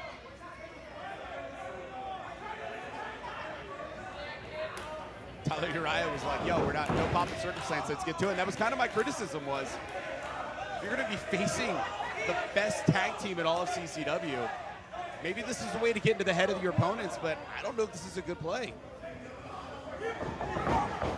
The champions don't look too intimidated to me. No, Leonis. They're the intimidators, Daddy. What a good name for a tag team champion, intimidators. I'm sure it's one of the many monikers here at the Qrown, and the right hand and just disrespect for Cam Stewart. And return fire from Leonis, just rocking Cam. You see Cam is all the way out of the ring. One punch and he takes a powder. Smart. I don't blame the man. I don't blame him either. It's going to be a damn long night for the challengers if this is how things are going to keep going for him. Or maybe a short night because the Qrown just, oh, big surprise to Tyler Uriah. Did he just roll in the ring and make a tag? Yep. Yes, he did. That Cam said to shirt train Tyler.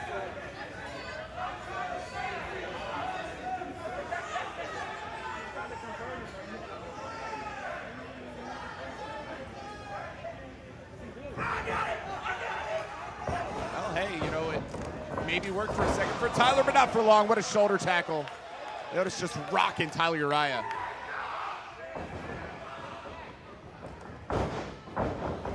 Did you see the agility also Cam Stewart? Yes, I did. Very impressive. Very impressive. Not a lot of guys that size can move like that. And of course, each and every strike is with authority rocking Tyler Uriah. Maximus contacted. And that's tandem offense here from And our a tag team kip up. champs. These guys are great. Cam Stewart's just seeing what he can do to try to get in there and caught right in the gut. Who's the legal man? Did I see a tag? Thought it was still Tyler, but official could be losing control here already.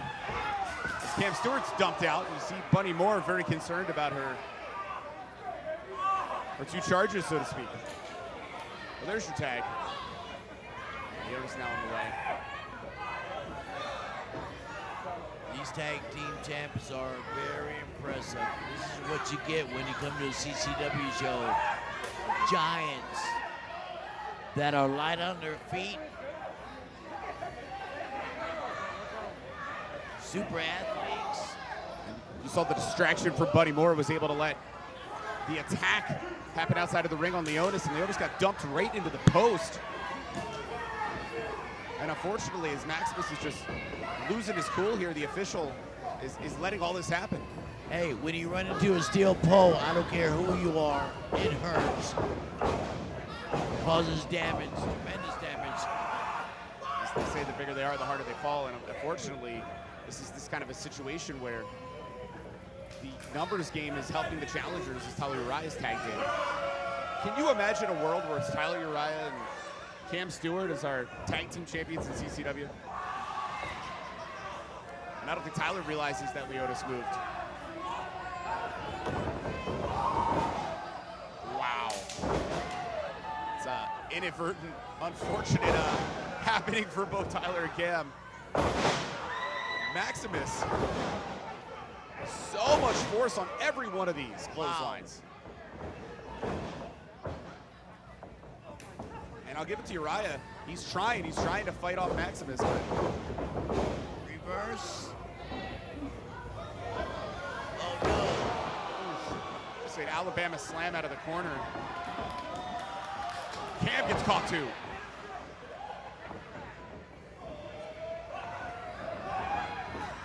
Snake eyes. Now here comes Leotis. Oh. Discus lariat. Look at the collision and the damage done to Cam Stewart. And what does Buddy Moore try? What's the Playboy buddy doing? Trying to distract the champs, give the Sunday service church party an opportunity here. Maybe it's working.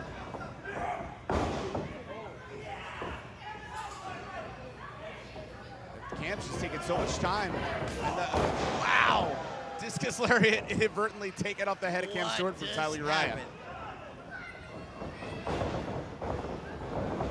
Charged into the corner. What a spear! You think some ribs? All he's got to do is cover him. I guarantee you that's a 3 count. 100%. You think some ribs are broken there? Something's broken. Qrown win. Broken spirit, that's for sure.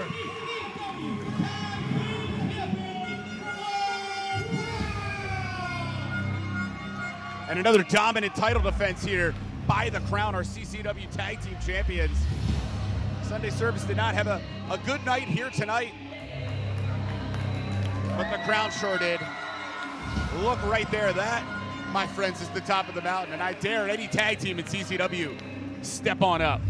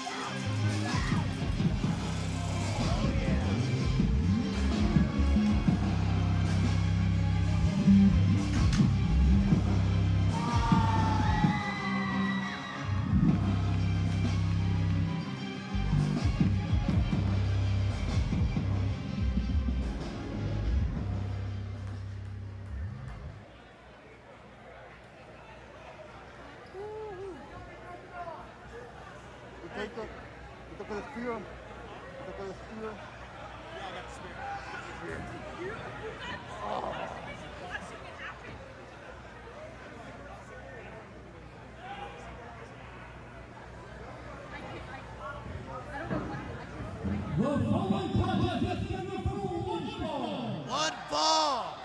Making his way to the ring first from London, England, he is the Governor, Martin Stone.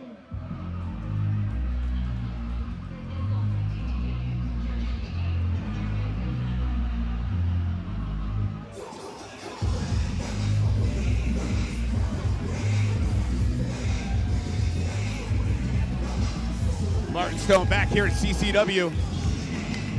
We had the opportunity back, Conquer Kissimmee 7, to see Martin Stone return after a very, very long time injured for 12 months. He said it was both personal and professional exile for those 12 months, coming off of that shoulder injury.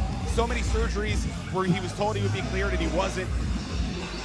And of course, Ozzy Killmeister did not have a good time facing Martin Stone. Eddie Valentine and Kumte losing to Martin Stone. Martin Stone on an undefeated roll here in CCW. And the experience here of Martin Stone, man, impressive. A hell of a resume. And just like Martin, so does his opponent. International flavor, Daddy. 185 pounds from Training Facility, he is the Lone Star, Stallion Roger.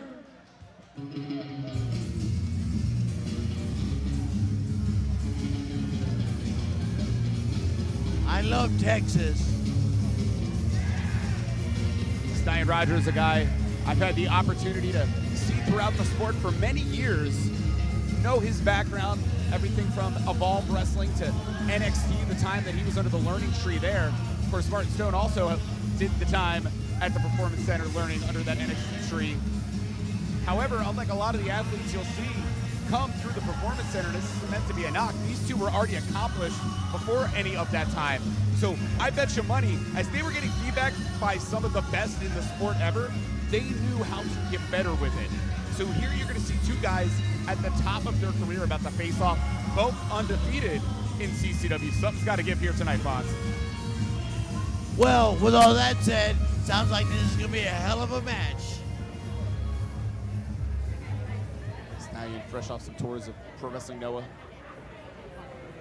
Back to your point about the international piece, and of course, again, Martin still at the beginning of coming back that road after surgery.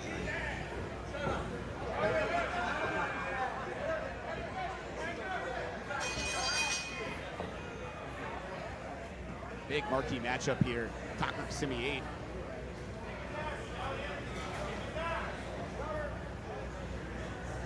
One thing I'll give Stallion. Stallion's a hard guy to read. Of course, you can just see the disdain on the face of Martin Stone. And you talked before about the lockup. Well, you can see here, man, both of these guys are dug in, they're connected, and thus far, no one's getting the better of each other. Bit of a stalemate.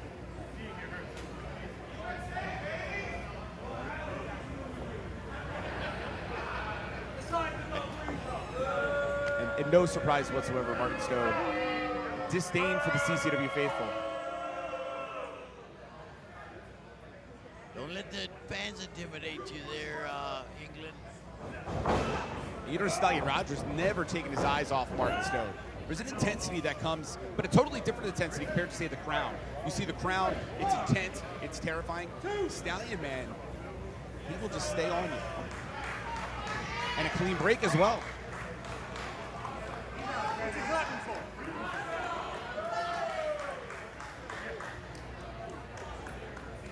Rogers actually has the endorsement from Matt Riddle on being a true Stallion. That's very guarded about the term Stallion.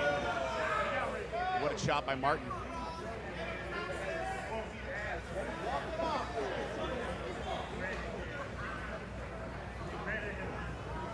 Ow! Oh, chop for chop.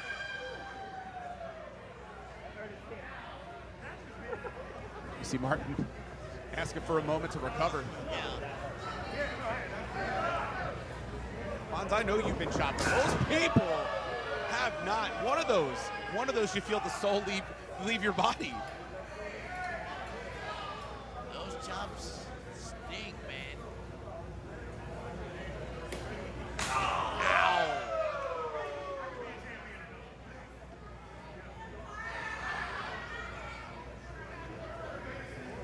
Martin's from a pretty crappy part of East London, not afraid to get in fights, especially after hanging out at the pub, but it's maybe one of those situations where the strike exchange wasn't a smart move and Stallion's in control. Spinning forearm, you see Martin now, little egress. What Stallion got? Was gonna fly, but punched right in the face, caught. All the momentum of Stallion Rogers was just used against him. Smart move by Martin Stone.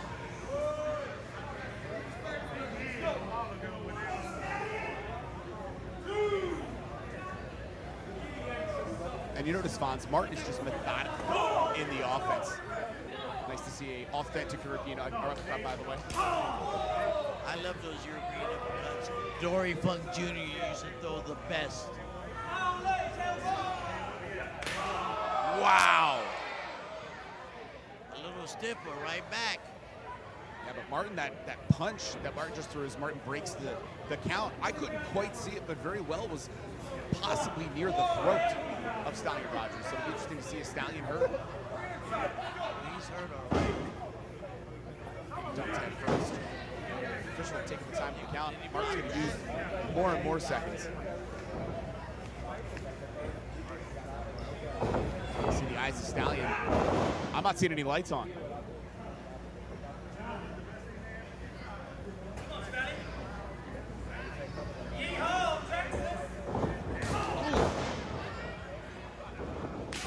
That woke up Stallion quick. Whoa.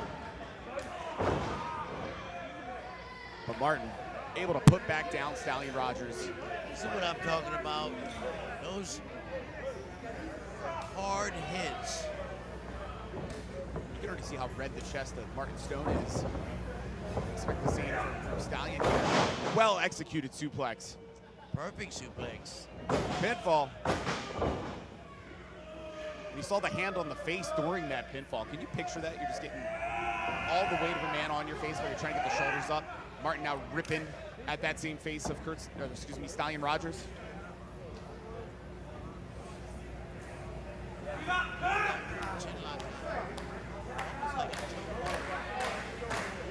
The official definitely has to keep an eye out for that, because trust me, Martin will have no problem choking you out. If you don't call him on it, Martin's going to keep doing it.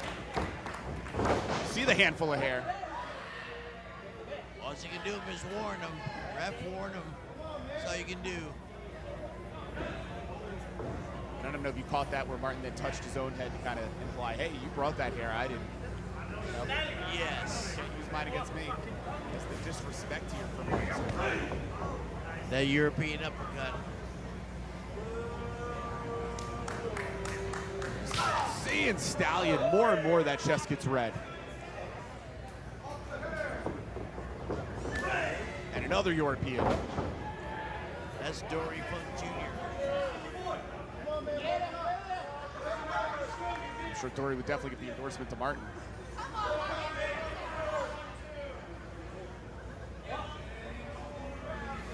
Stallion right now could be out on his feet. You notice Martin, again, very methodical in the offense, very controlled in every move that Martin takes. He is taking his time. It's like 1, 2, 3, 4, 5, 6, 7, 8, 9, 10.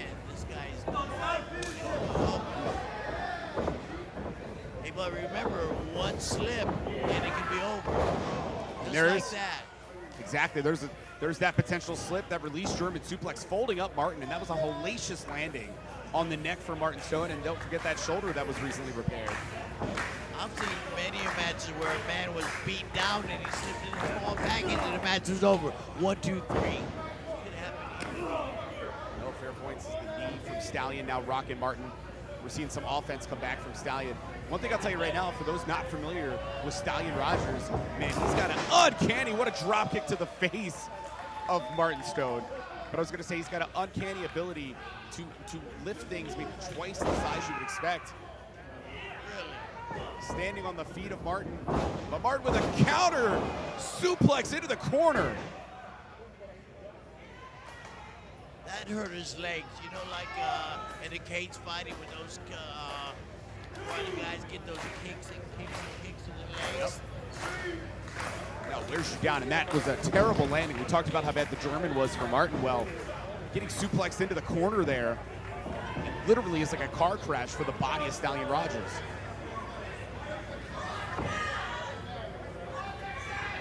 Martin sizing something up here, charging into Stallion. And a short arm lariat again. Fonz, I think this is it. Oh. Pretty damn close. He did all the right things too. Hooked his leg, pressured him down, had him pinned, but he kicked out, man. This Texas is tough. Been taking a beating. Think about all the time in Japan as well. Every day in Japan's a beating, right? Over at Pro Wrestling Nora. Wow, that looked devastating. This could be it. This could be Yeah, it. RKO, pinfall. No, 2 count only. I'm very surprised he kicked out of that. Nothing surprises me in CCW, but Martin definitely accomplished championships. he's catching his win. Well, that's it. Both guys, everything they fit each other with has been so high impact. And I'm starting to say, Martin just championships all over Europe. DDT into the turnbuckle. Where the hell did that come from? The pin. No. That was a beautiful counter by Stallion Rogers. The ring awareness of both of these athletes, Fonz. I think a lot of folks don't realize they're watching human chess right now. I think people They get just so used to wanting to see guys that want to run 100 miles per hour, and really, you're running 100 miles per hour to failure. Here's two athletes that are so well matched, and they're doing everything they can to not make mistakes, like what just turned into that DDT. Well said. It is like a chess match. Back to the chops. Oh, God. And I don't know how well our cameras are catching the chest of Martin Stone, even with the shirt on. Martin's chest. Hey, there's no timeout. No, there's definitely no timeouts. That chest has so many burst blood vessels right now. Ooh. That slap. And I know Stallion would never back down from a fight, but we're going to see, was this a smart move to piss off Martin Stone? Ow!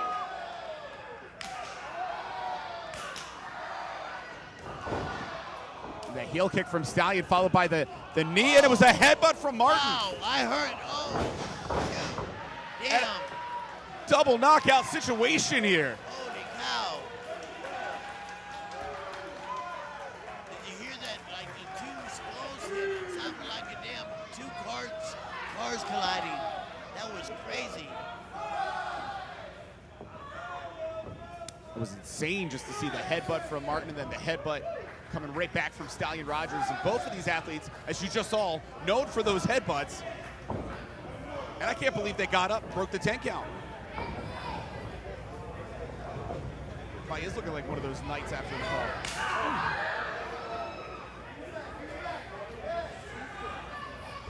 They're both beat up. How much more can they take? How much more can the human body take? They're gonna pay for it later. Oh, 100%. Those chests are gonna be hurting for days and days. Could be scar tissue left after all these chops. There's a thing called a King of Chop, and I feel like I'm watching it right now. Who's gonna flinch? Caught by Martin. Very smart move and getting there into the crossface. Hey, oh, Oh, that's it. wow. Surprising. Just like I said, one move, 1, 2, 3, can happen any second. Yeah, Martin so quick, grabbing onto that arm of Stallion, pulling Stallion down to the submission crossface situation, and it forced Stallion to have the tap. Think how sore the entire body had to be of Curt Stallion, especially after all those chops being put down. Wow, wow. That quick. And Curt Stallion is undefeated in CCW no more. Tonight, Martin Stone reigns supreme here, conquering Kissimmee 8. And what a matchup. I'm telling you, man, an absolute classic in the making. And you can just tell looking at Stallion Rogers, those eyes are saying, I want me another fight with Martin Stone here in CCW. I can see a rematch. I'd pay to see that.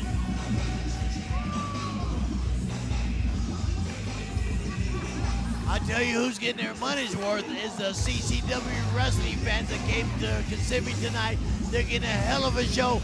A lot of action, championship matches, women, men.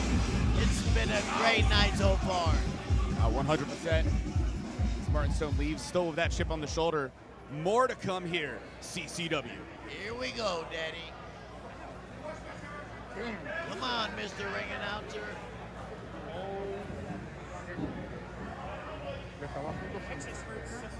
We'll train him how to get into the ring faster, Fonz. Don't worry. Yeah. The following contest is scheduled for one fall. One fall. And it is for the NWA Women's Championship. Making her way to the ring first, the challenger from Caldwell, New Jersey. She is the mafiosa, Valentina Rossi.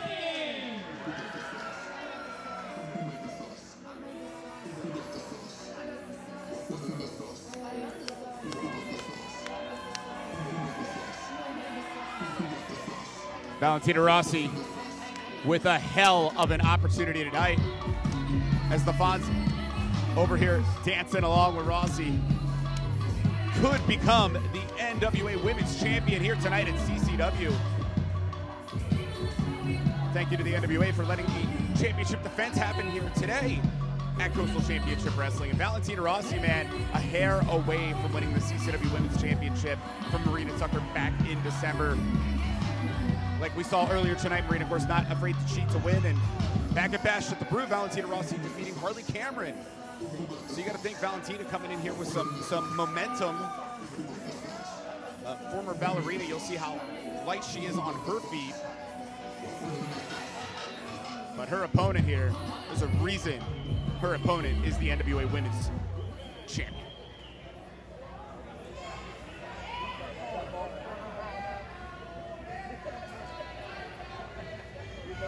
And her opponent, she is the reigning and defending NWA Women's Champion. She is the powerhouse, Kamille.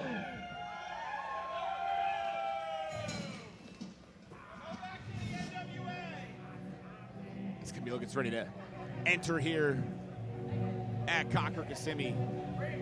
I've known Kamille a long time, and this is a young lady who just keeps getting better and better. Looks like a star, wrestles like a star. And obviously he's coming in here not interested in any of the thoughts of the CCW faithful here. Son of the beach in Old Town Kissimmee. Okay, Daddy. Look at that Defeating belt. Serena D back in June 2021 to become the NWA World Women's Champion. Kamille has been a force within the NWA. But tonight for Valentina Rossi, only a little more than a year in the sport, she could catapult her career. What a treat that we're getting to host this matchup.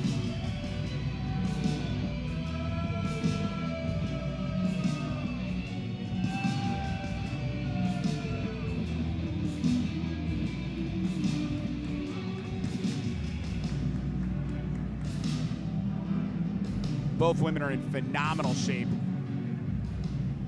They're going to be well matched.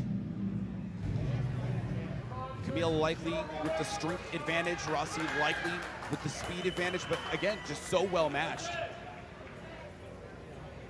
Is that going to be the sauce tonight for Valentina Rossi? Both of these athletes look in tremendous shape.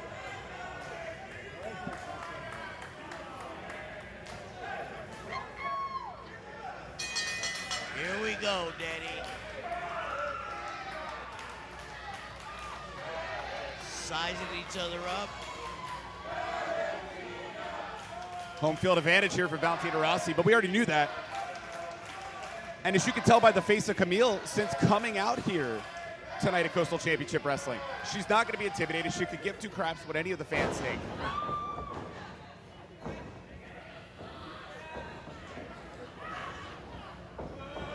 Kamille quickly going right for that armbar.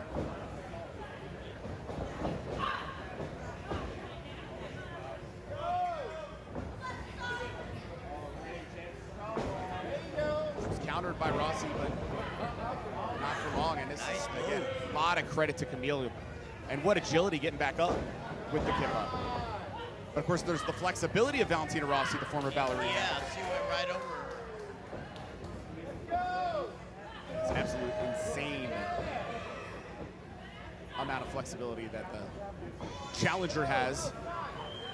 But you'll see the same from Kamille.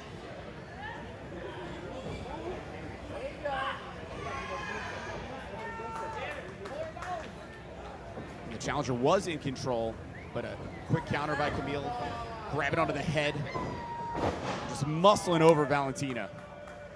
I really enjoy these type of matches when there's a title on the line, championship, world-class talent. Really enjoy it.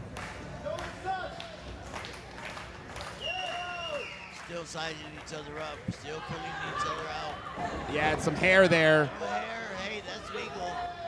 But you gotta break it, break it. Of course, champion's advantage. We've talked about that all night here today at CCW, but Kamille gets disqualified. Well, Kamille goes home with the belt.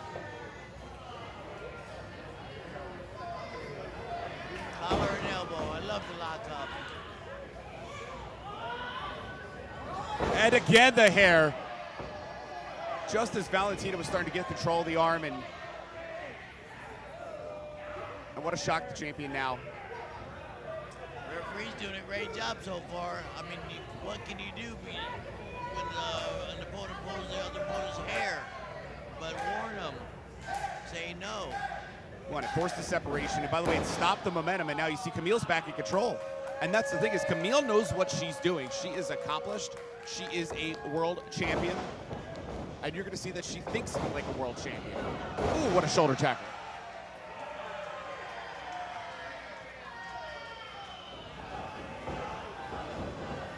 Valentina showing some of that agility, able to put on the brakes and stop the champion, and tosses Kamille. And again, beautiful arm drag. Snap Mayer, drop the, oh. The pin. A lot of flexibility there you just saw on that leg. Yes. Hung over the champion. Camille's in trouble right now.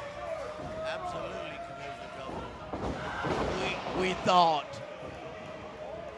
That's it. And that's the thing. Kamille, the strength, taking the head off of the challenger and just changes the complexion instantaneously.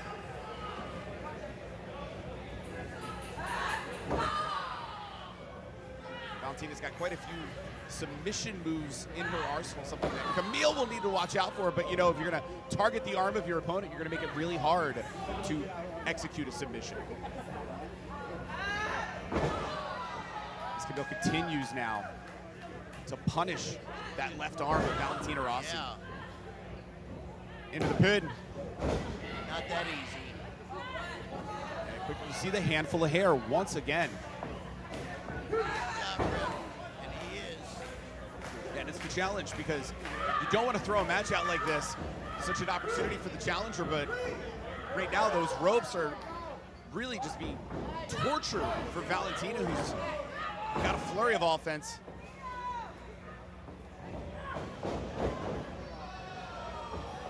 Yeah, beautiful counter.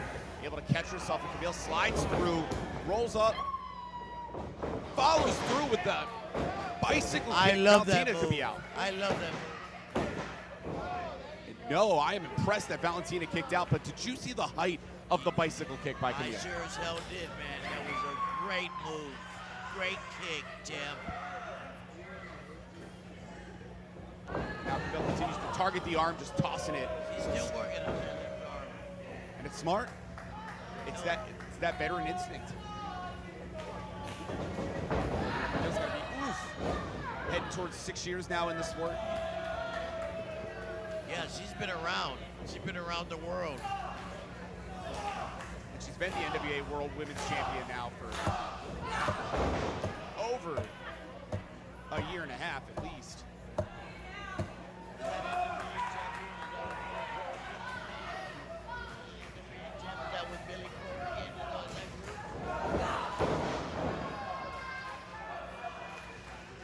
Still hold on to the arm of Valentina Rossi.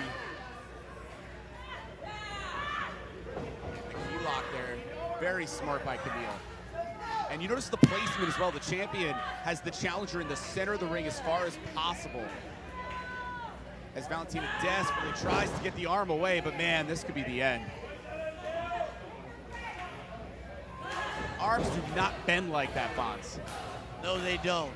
And it could be the flexibility that saved, at least in the moment, the challenger, but right back on the attack. That left arm has gotta be in bad trouble, man. Gotta be. Taking punishment, punishment, punishment. Way to go, champ. She's wearing her down. Kamille's being smart about all of the offense. Really doing a lot that damages the opponent and really saves her own gas tank. As Valentina's tossed into the corner, gets down though. Kamille does not connect. The back suplex. But you notice Valentina cannot capitalize right now, Fonz. No, she can't. She's still selling that left arm, man.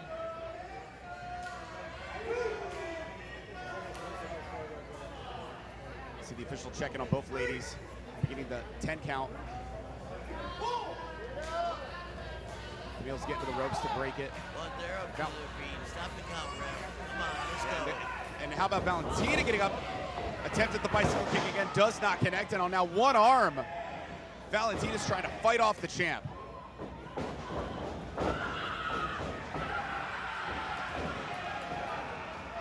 Boy, she's pissed. Yeah, the adrenaline's flowing here. Wow. Can't get over that kick, and now hell of a choke there. And again, what's good for the goose is good for the gander. Being stretched across the whole ring. Some of the offense of Valentina Rossi is just otherworldly what she can do. That left arm still a factor. Wow. Do you realize the history that could be made here tonight? We were a hair away from it. A new NWA World Women's Champion.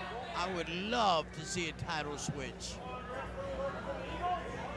And it could happen. It could happen. This match is far from over. We seen what happened last match with that a tap out. What happened here? Yeah, Valentina was trying for the kick. Lands in the split and is prone right now. Target for Kamille to take advantage of. Suplex all the way back into the ring the hard way. The pinfall. Somehow the challenger's still in this thing. Yes, he is. Watch the hair again. This has been the whole story of the match. Kamille, every chance to go for the hair she does, and we're in a torture rack situation.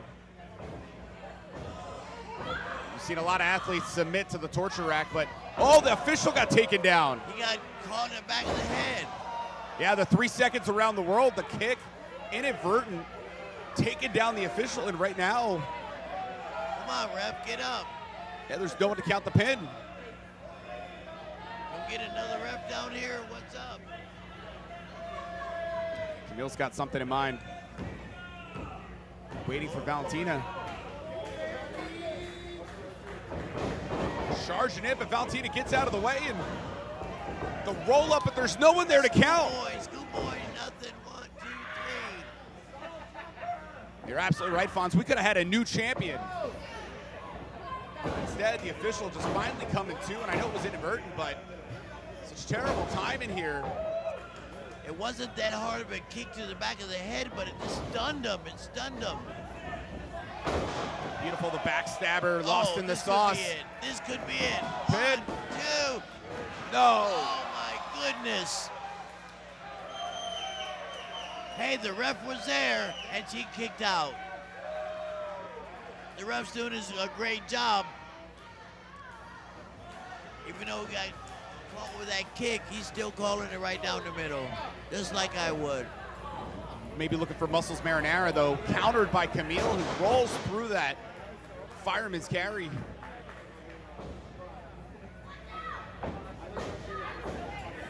And this could be the beginning of the end for Valentina.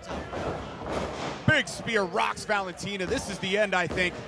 And it is. Kamille retains.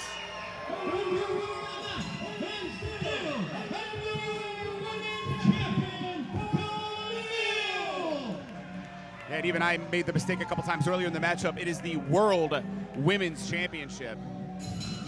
Internationally recognized championship, what we've been talking about all night. The international flair we have here in CCW.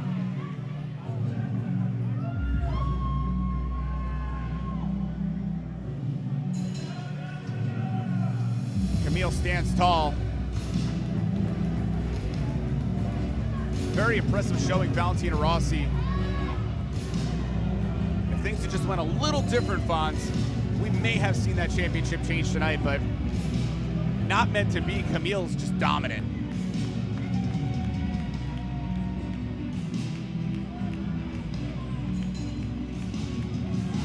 I'd like to see a rematch right away. Maybe in Hialeah coming up. Well, the situation is going to be a long line of challengers for that NWA World Women's Champion. And I get the feeling Camille's prepared to take them all on.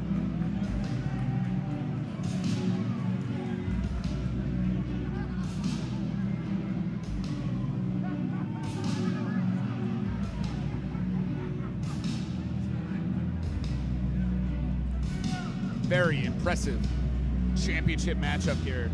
And we're still not done yet. CCW presents Kissimmee 8.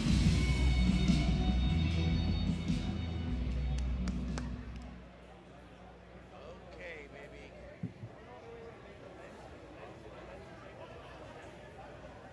Let's go, ring announcers. Let's go, Daddy.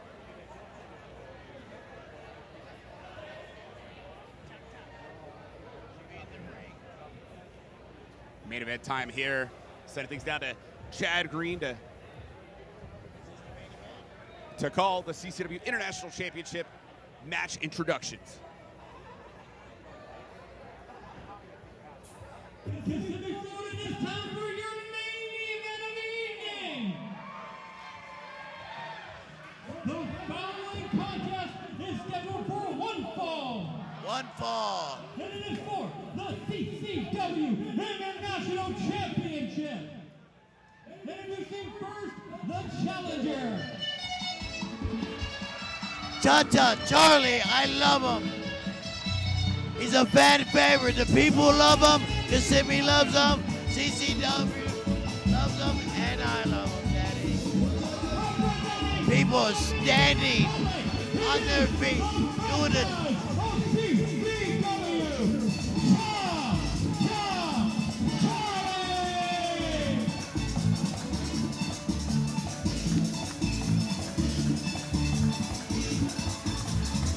Cha-Cha Charlie, undeniably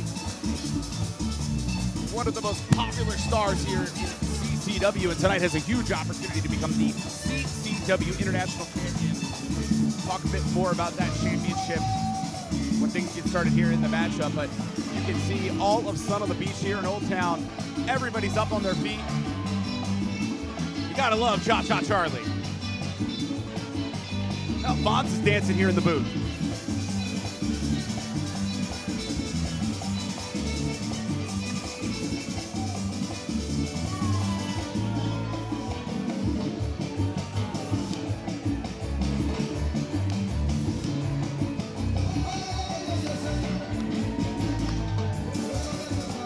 And is this the precursor for a celebration here tonight? Well, we have a new CCW International Champion.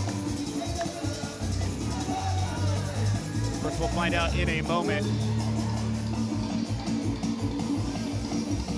why the Beastman stands atop that mountain.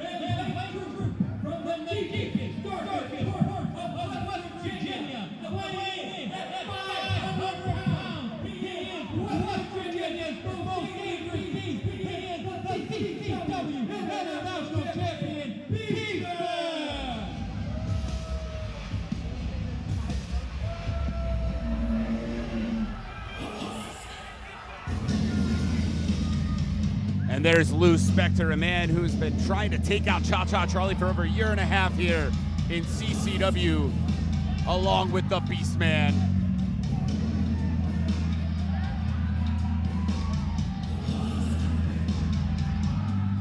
What does it say when you have to lure the Beastman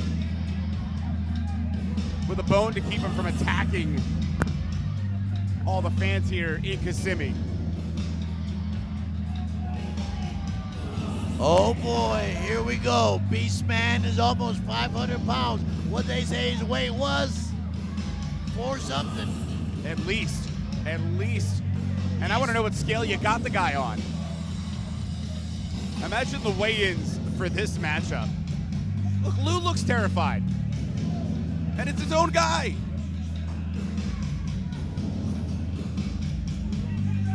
First off, for anybody who's been to West Virginia, there's some weird stuff that happens in the woods in West Virginia, I'll tell you right now.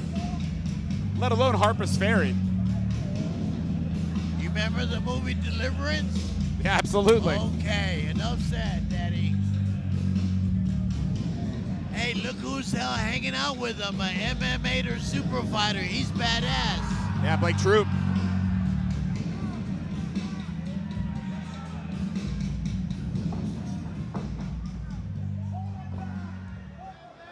And the Beastman, Lou Spector, doing everything he can to just get the Beastman into the corner.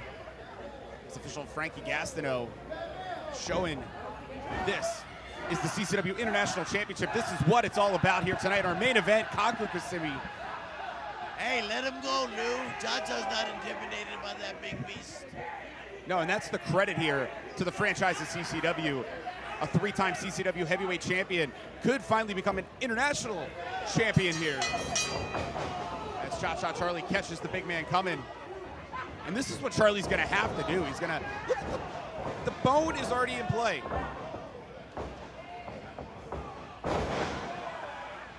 Beastman getting hit with everything that Cha-Cha Charlie can throw it off. Beastman just is tossing off Charlie. Cha-Cha's not giving up either. He knows what to do. Yeah, this is a prestigious championship. It's been defended Canada, Puerto Rico, all over North America. Wow! What a clothesline. Stiff clothesline, man. Took him off his feet. It's not often you actually get to see the International Championship in a CCW ring because it's so often defended elsewhere. Special treat here tonight has been a night of championship matches. And I think all the folks here who were really hoping they'd see a Cha-Cha Charlie victory tonight right now are having those hopes and dreams being squashed one punch by the Beastman at a time.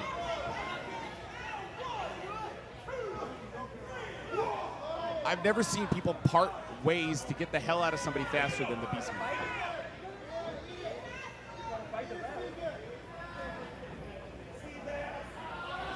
Wow, and Lou Spector's gonna be just ecstatic right now watching that choking.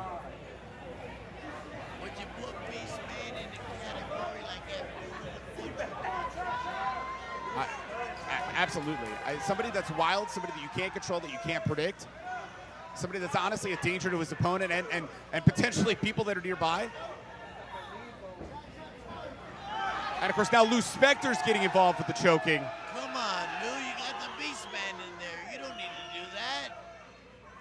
Now again, Lou for a year and a half has had it in for Cha-Cha Charlie. Yes, he has.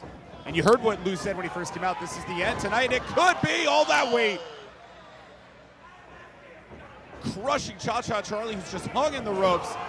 Oh, my. And the cross body. Cha-Cha kicks out of this is a miracle. All that weight Boom. on him. He damn sure did. He brought that shoulder right off the mat. Yeah, but what damage has been done already to Cha-Cha Charlie in our main event? A lot. This is definitely not going to be one of those, at least this pace, a match that goes on for hours and hours. I mean, the Beastman's just a monster clubbing down Charlie. I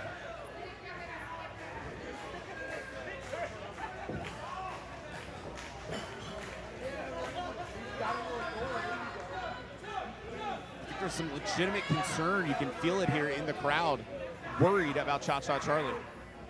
I'm worried about Cha-Cha Charlie. This Beastman is unbelievable. 400 pounds of just, well, he's the beast. Oh, Cha-Cha's taking a beating, man. I don't know if he can continue. This match is just one-sided. man, forces mass times acceleration, and all the mass that was accelerating, crushing into the body of Cha-Cha Charlie. Ribs could be busted. And good God, what is the Beastman doing? He's gonna sit up.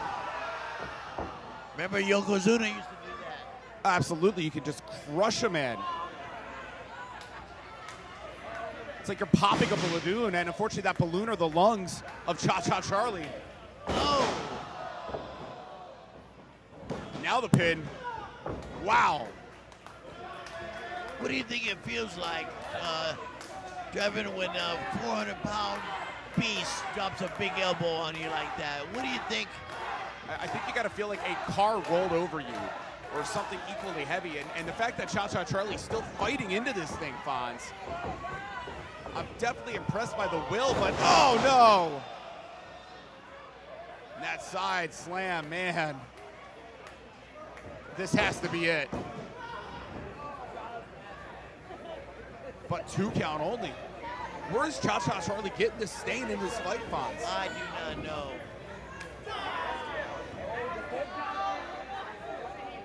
I do not know. Come on, Cha-Cha. You won't let me down if you tap out. The Beastman must be hungry, as Cha-Cha Charlie just unfortunately found out the official with the count, but lots of distractions outside of the ring, and now the neck being turned in ways it should not be turned for Cha-Cha Charlie. Hey, Beastman counts for 3 grown men. Then he's got Lou, and then he's got the MMA super fighter. Yeah, Blake Troop. And that's the problem. You got the distractions outside of the ring. Even with the whole CCW faithful trying desperately to help Cha-Cha Charlie. And that shin breaker. Is it possible? Can Cha-Cha Charlie get an onslaught going? That's gonna be some type of instinct on Cha-Cha, because he was beat to death. Come on, Cha-Cha. Yeah, the adrenaline had been flowing, but unfortunately, This is it. This is it. a crushing Cover of Samoan 1, 2, 3. drop. It's over. No, and like you said, this has to be the end, the pin. Wow. That's gotta be just instinct. Charlie refuses to quit, Fonz, and you're right, it could be instinct. Determination, grit, who the hell knows what, but the Beastman's not done. Dragging Charlie into the corner. You see Lou's directing traffic.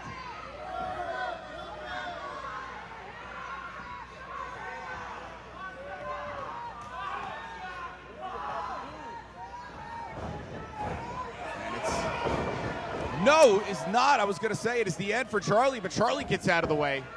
I don't even know what language Lou was just yelling in over there. The right hands from Charlie. Can he stop this monster?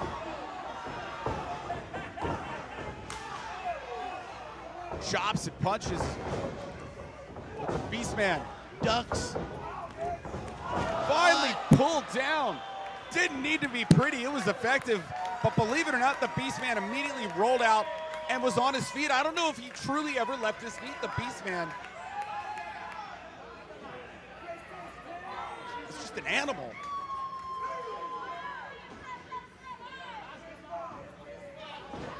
And now Charlie trying to get adrenaline flowing. People love Cha-Cha. And the dive takes out Beastman. Got him off his feet, finally. Maybe the tide's gonna turn after Cha-Cha Charlie's taking an ass whipping for the last 7 minutes. And Beastman was quick to get back into the ring. Yes, he was. Yes, he Charlie was. sees it. Cha-Cha on the top rope, coming off with something. Cross body takes Beautiful down the big man. crossbody. Cover him, Cha-Cha. Cover him, Daddy. Yeah, but you got to think what Cha-Cha's been through. It's not surprising. It's taken Cha-Cha a while to be able to do anything after that crossbody. Those are great. In this entire place, you see people on their feet everywhere. They are hoping for a miracle here tonight. And the Shining Wizard, this could be the beginning. Beautiful leg drop. People love Cha-Cha. Everybody's on their feet, just like you said. A sold-out CCW event and a main event at that. Cap it off. Conquer Kissimmee 8. Are we about to see a new international champion? If Cha-Cha goes up for that 5-star frog splash, it's over. Don't worry about your hat, Cha-Cha. Oh, what a frog splash, Daddy. 5-star. And the pin, but oh my God. Kicks out at 1. That's a primal instinct in this case. Yeah, that's Cha-Cha's finishing move, man. Nobody kicks out of that usually. Very few people. But the Beast sure did. Not bad. The Beast is a monster, and that's what I'm saying. Primal Instinct helped his body just pop up, but you notice Beastman not moving quick, not getting up quick. Official had begun the count, but Cha-Cha Charlie's up. Come on, Drew. And Lou has taken the hat from Cha-Cha. All right, Lou. Making a fashion statement with Cha-Cha's hat. Yeah, he's insistent that Cha-Cha can't win without the hat. We're about to see whether that's true or not. Oh, no. Wow. And that, my friends, is the no. Come on, Drew. You seen your boy? Sit out into the bomb there, and somehow Charlie's still in this, but now we're starting to see Beastman. The Beastman's coming unhinged.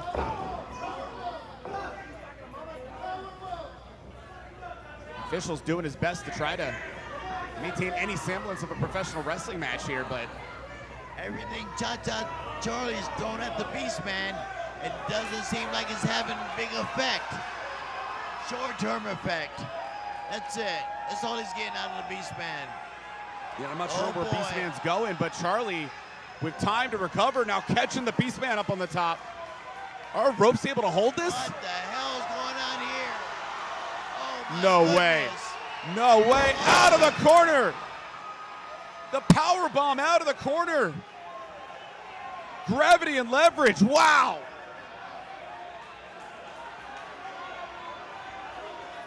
And Sun on the beach here. Pinfall. No. Coming unglued. It took every ounce of energy to do that, Cha-Cha. And if that doesn't keep the Beastman down, what the hell will, Fonz? Who knows? And now Lou Spector.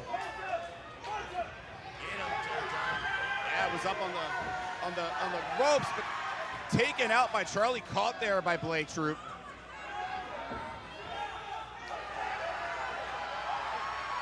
Charlie's got the hat.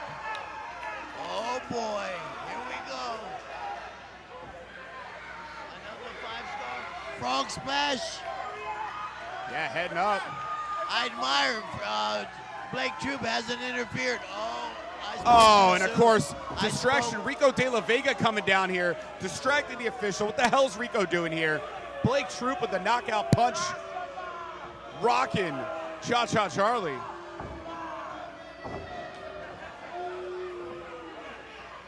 And Fonz, this is going to be bad. Oh my goodness. I have never seen a you cannonball imagine? that size. The pinfall. Beastman retains. Wow.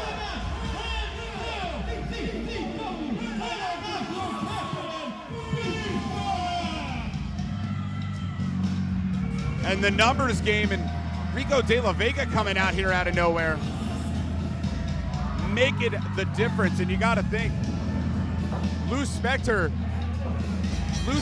could be trying to end. He's trying to end Cha-Cha Charlie. And now Fonz is heading down to the ring. Oh, Lou pushing over Fonz. Come on. And there's the bus. There's Vinicius, the Brazilian Giant, the Brazilian Destroyer. He's in here. It's chaos. It's chaos here. Fonz directing traffic. We got huge men just fighting all over. Rico De La Vega,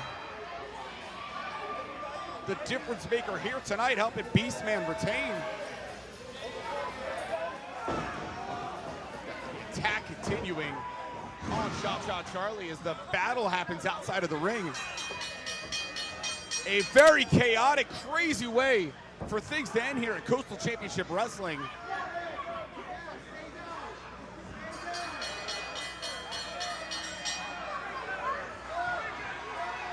And now a chair in play. Oh, no. Charlie's prone. And De La Vega's got a chair.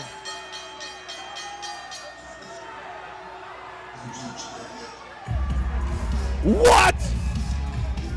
That's Lindsay Dorado. Lindsay Dorado taken out. Rico de la Vega. Where the hell did Lince Dorado come from?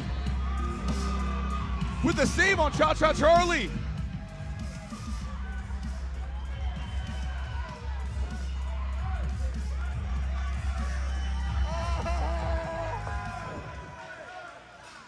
And despite what Lou Spector was hoping here, it is not the end of Cha-Cha Charlie. And it's the emergence of Lince Dorado. What a crazy way to end things here. For Chad Green, Bill Alfonso, I'm Trevin Adams. Thanks for joining us tonight. Coastal Championship Wrestling, Conquer Kissimmee 8.